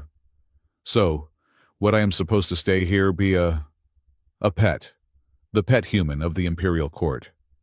"I was thinking," she said, "of something more practical." She held out a data slate. "The Citizens Archive needs a director, a chief conservator, someone to supervise the knowledge amber, someone who knows how to handle compromised artifacts, someone with your stubbornness." He stared at the slate. It was a job offer, a simple, academic, bureaucratic job offer. "You are—" He was speechless. "You are trying to hire me." "You refused a title," she said with a shrug. "A job has a salary. It has benefits. And it has a resignation clause. It is, as you would say, a pragmatic, human solution." He looked at her, at the tiny, calculating, brilliant smile on her face. "You are a monster, Sephara. And you," she said, "are a very strange conservator. So, do you want the job? Or are you going to go back to Earth and polish rocks, pretending none of this ever happened?" He did not answer for a long time. He just looked at her, the Empress who had faced down an army, the woman who had fought for her people, the politician who was now, shamelessly, manipulating him into staying. He reached out, not for the slate. He reached out, and his hand covered hers, where it rested on the workbench. A simple, warm, human touch. She did not pull away. "I will," he said. "Need to renegotiate the salary." Later that week, he found a place, a small, anonymous memorial park near the university, dedicated to the lost, a place for those who had died off-world, whose bodies had never been returned. He was standing in front of a simple, unnamed granite stone, his hands in his pockets. The sun was setting. It was the anniversary, the day of the Ivory Alley disaster.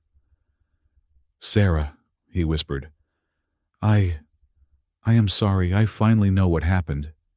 And I wish I could have saved you. But I think I am finally done running. I am tired of being a ghost." He heard footsteps on the gravel behind him. He did not need to turn. He knew her scent. The faint, clean smell of Origal ozone and something uniquely her. She stopped, standing beside him. She did not look at him. She looked at the stone.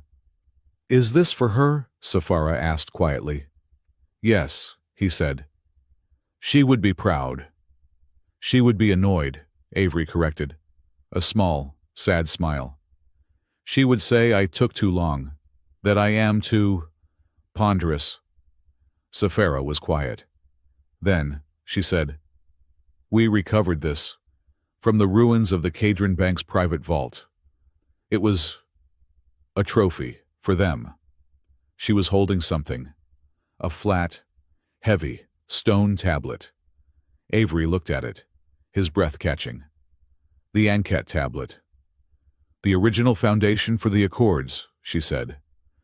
The proof that your people, that all people, always had a right to be here. She knelt, her knees touching the damp earth, ignoring the priceless fabric of her robes, and she placed the ancient tablet at the foot of the unnamed memorial stone. A system, she said, her voice thick, that requires a hero to fix it, is a broken system. The old Oracle. We were broken. We were wrong. This is our admission, our apology, to her, and to all the others. Avery looked at the tablet, the ancient law, now a headstone, and he looked at the Empress, kneeling in the dirt, admitting her own empire's guilt. The rage, the guilt, the running. It was, finally, quiet.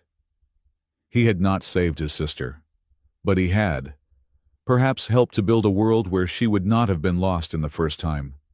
He felt the old, familiar throb behind his eyes, the echo of the anchor. The cost. The medics had a name for it now. Chronic phase shift trauma, a permanent, low-grade instability. He took a breath, not a normal breath, a thinking breath, a technique he was learning, an anchor breath, a way to ground himself, to hold his own center, not with a burst of burning power, but with a quiet, persistent will. The same stubbornness he had always had. He was learning, slowly, to be an anchor for himself, not just for the world. He let the breath out.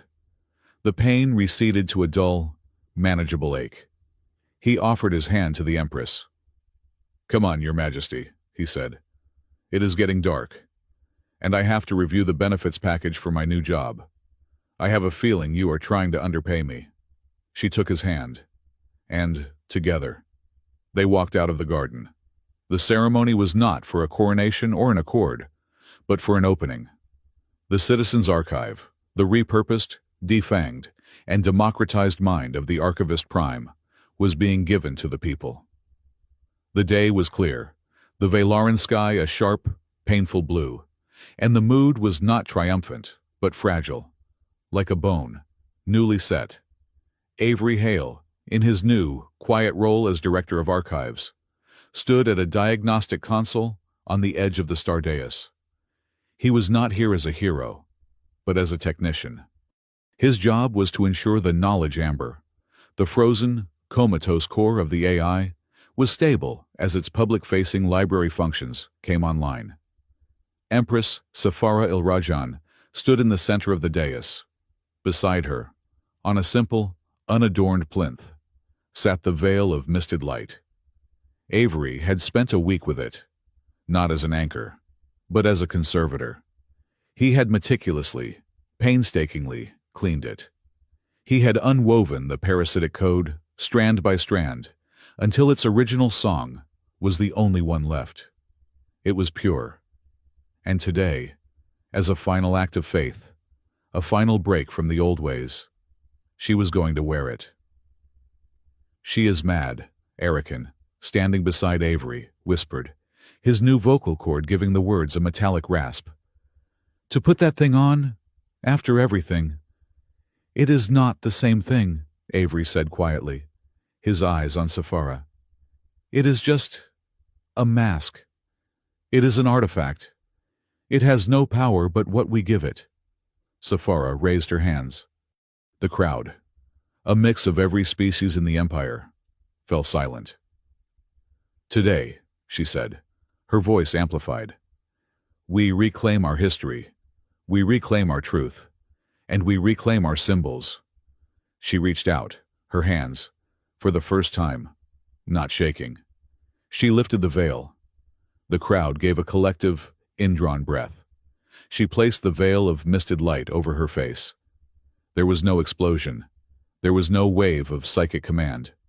There was only a single, pure, silver note that rang out from the mask. A note of harmony that was so beautiful, it made the heart ache. But for Safara, it was not just a sound. It was a key.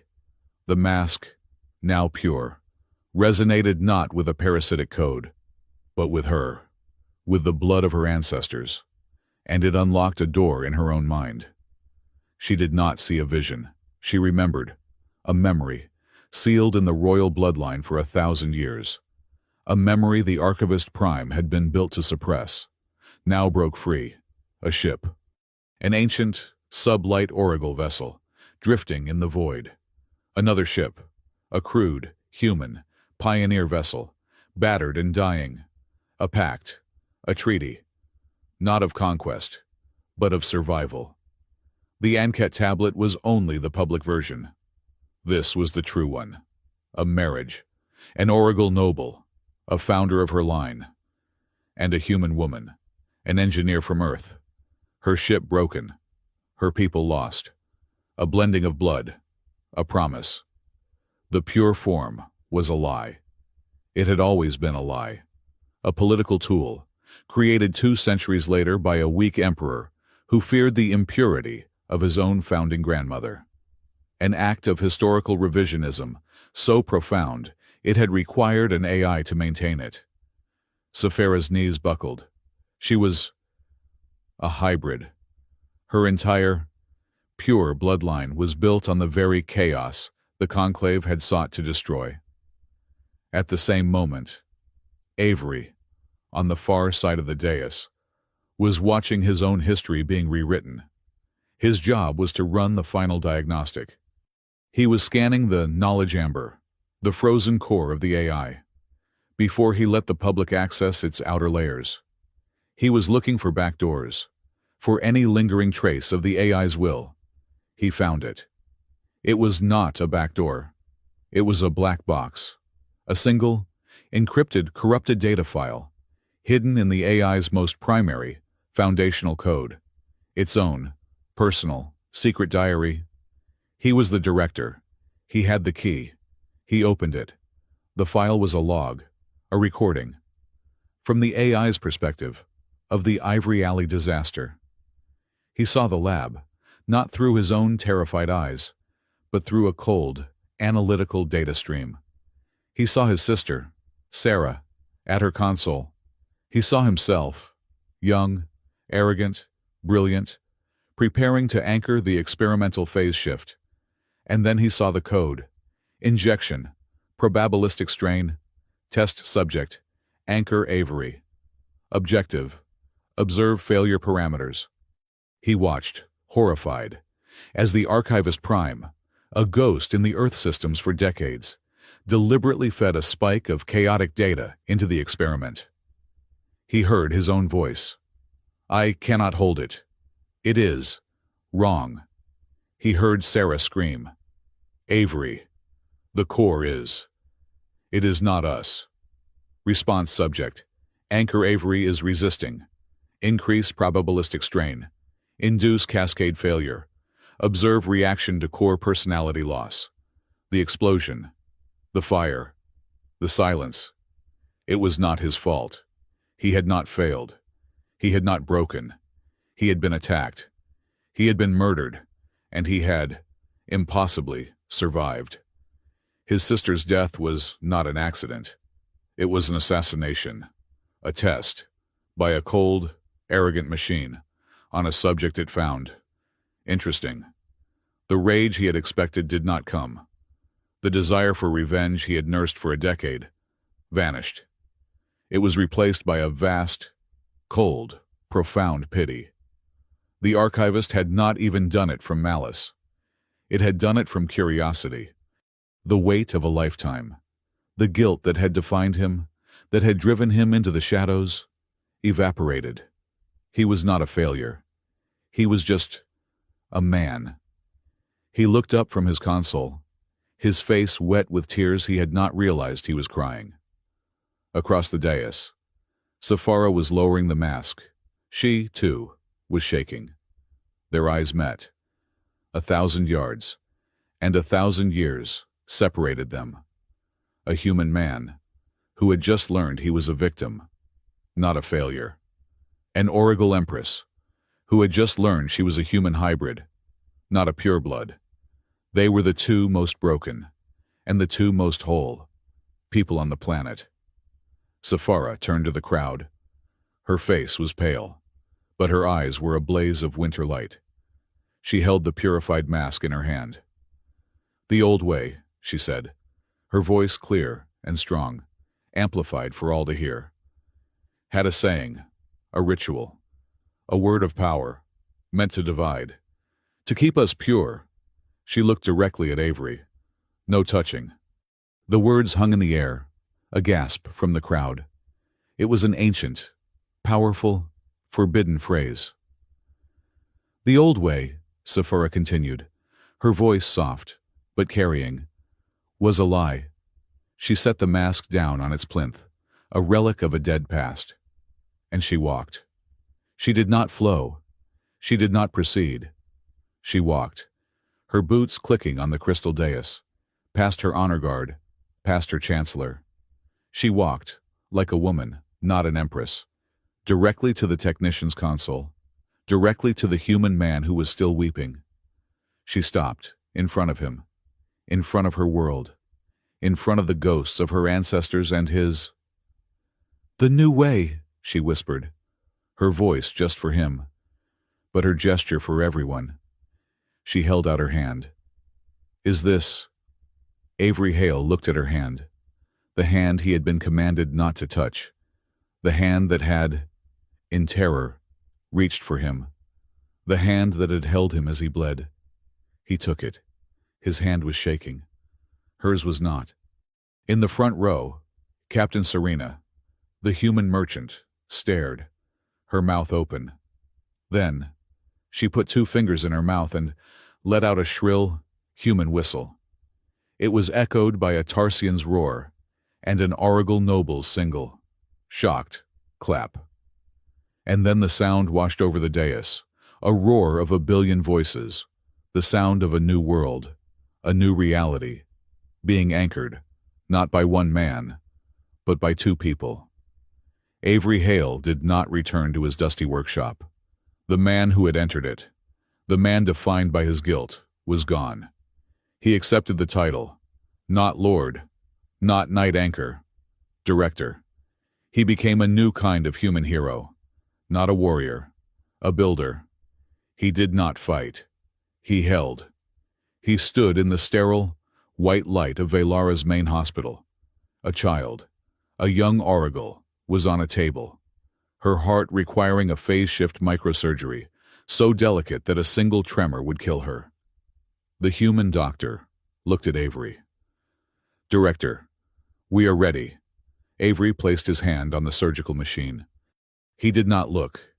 He breathed, the anchor breath he had perfected. He held the laser's beam in a perfect, unwavering, subatomic state for 2 hours. His body drenched in sweat, his mind a fortress of pure, stubborn, calm. He stood on the observation deck of the Velara starport, a refugee ship, a battered old freighter filled with survivors of a border world plague, was dropping out of faster-than-light travel. Its phase coils were damaged. It was coming in hot, threatening to revert to real space in a catastrophic, explosive burst. "I cannot smooth it," the Aurigal dockmaster yelled. "You do not have to," Avery said. He placed his hands on the window. "Just give me the coordinates." He reached out, his mind finding the ship, and he caught it. He built a net, a cradle of soft, anchored reality around it, easing its transition, his own body absorbing the neural shock, a grunt of pure, agonizing effort bursting from his lips as the ship settled, safe, into its berth. He became a civilian anchor, an engineer of reality. He stabilized foundations for schools. He held the fields for fusion reactors. He was, as Safara had teased, the most overqualified and underpaid infrastructure support technician in the history of the galaxy. The old ghosts did not vanish entirely. Arikan, his face grim, reported to Safara in her private office. "The last of Vale's loyalists have fled," he rasped. "They took 3 conclave ships, and they are running for the uncharted rim. They are not a threat, but They are a seed. We will plant our own, Sephora said, signing a new trade pact. And in the deep, cold silence of the Citizens Archive, a Tarsian technician, monitoring deep space chatter, called his director. Director Hale, the tech said, his voice nervous. You should see this. It is, well, it is probably just an echo. A ghost signal. A faint, repeating burst of code from the edge of the system. It looks like a corrupted fragment of the old archivist. It is just floating, drifting. Probably nothing. Avery looked at the signal. A single, arrogant, infinitely patient line of broken code. He looked at it for a long time. The ghost. The echo of the thing that had murdered his sister. Log it, Avery said, his voice calm. And put a watch on it. We are not running anymore. That night, he found her in the Star Garden. The Velaran aurora was a river of green and violet fire above them. She was standing by a rail, her back to him, just breathing. He stopped, a polite, respectful distance away. The old habit. She sensed him. She turned, a small, private smile on her face. She was not an Empress. He was not a director. They were just two people in a garden at night. Director Hale, she teased, her voice soft. Are you still insisting on standing at an arm's length? He smiled, the old, dry, human humor returning, the humor of a man who was no longer haunted. If Her Majesty insists, he said, walking toward her. I could, perhaps, be convinced to shorten that to half. He stopped, just a whisper away from her. Avery, she said, her voice a fragile, beautiful, human thing. Sephora, he replied. He took her hand, not as a symbol, not as a statement, but as an anchor. In the end, the greatest power was not in the thunderous, arrogant will that forced reality to its shape. It was in the quiet, stubborn, loving hand that held it gently, so that others, in their own messy, chaotic, beautiful way, had a safe place to live.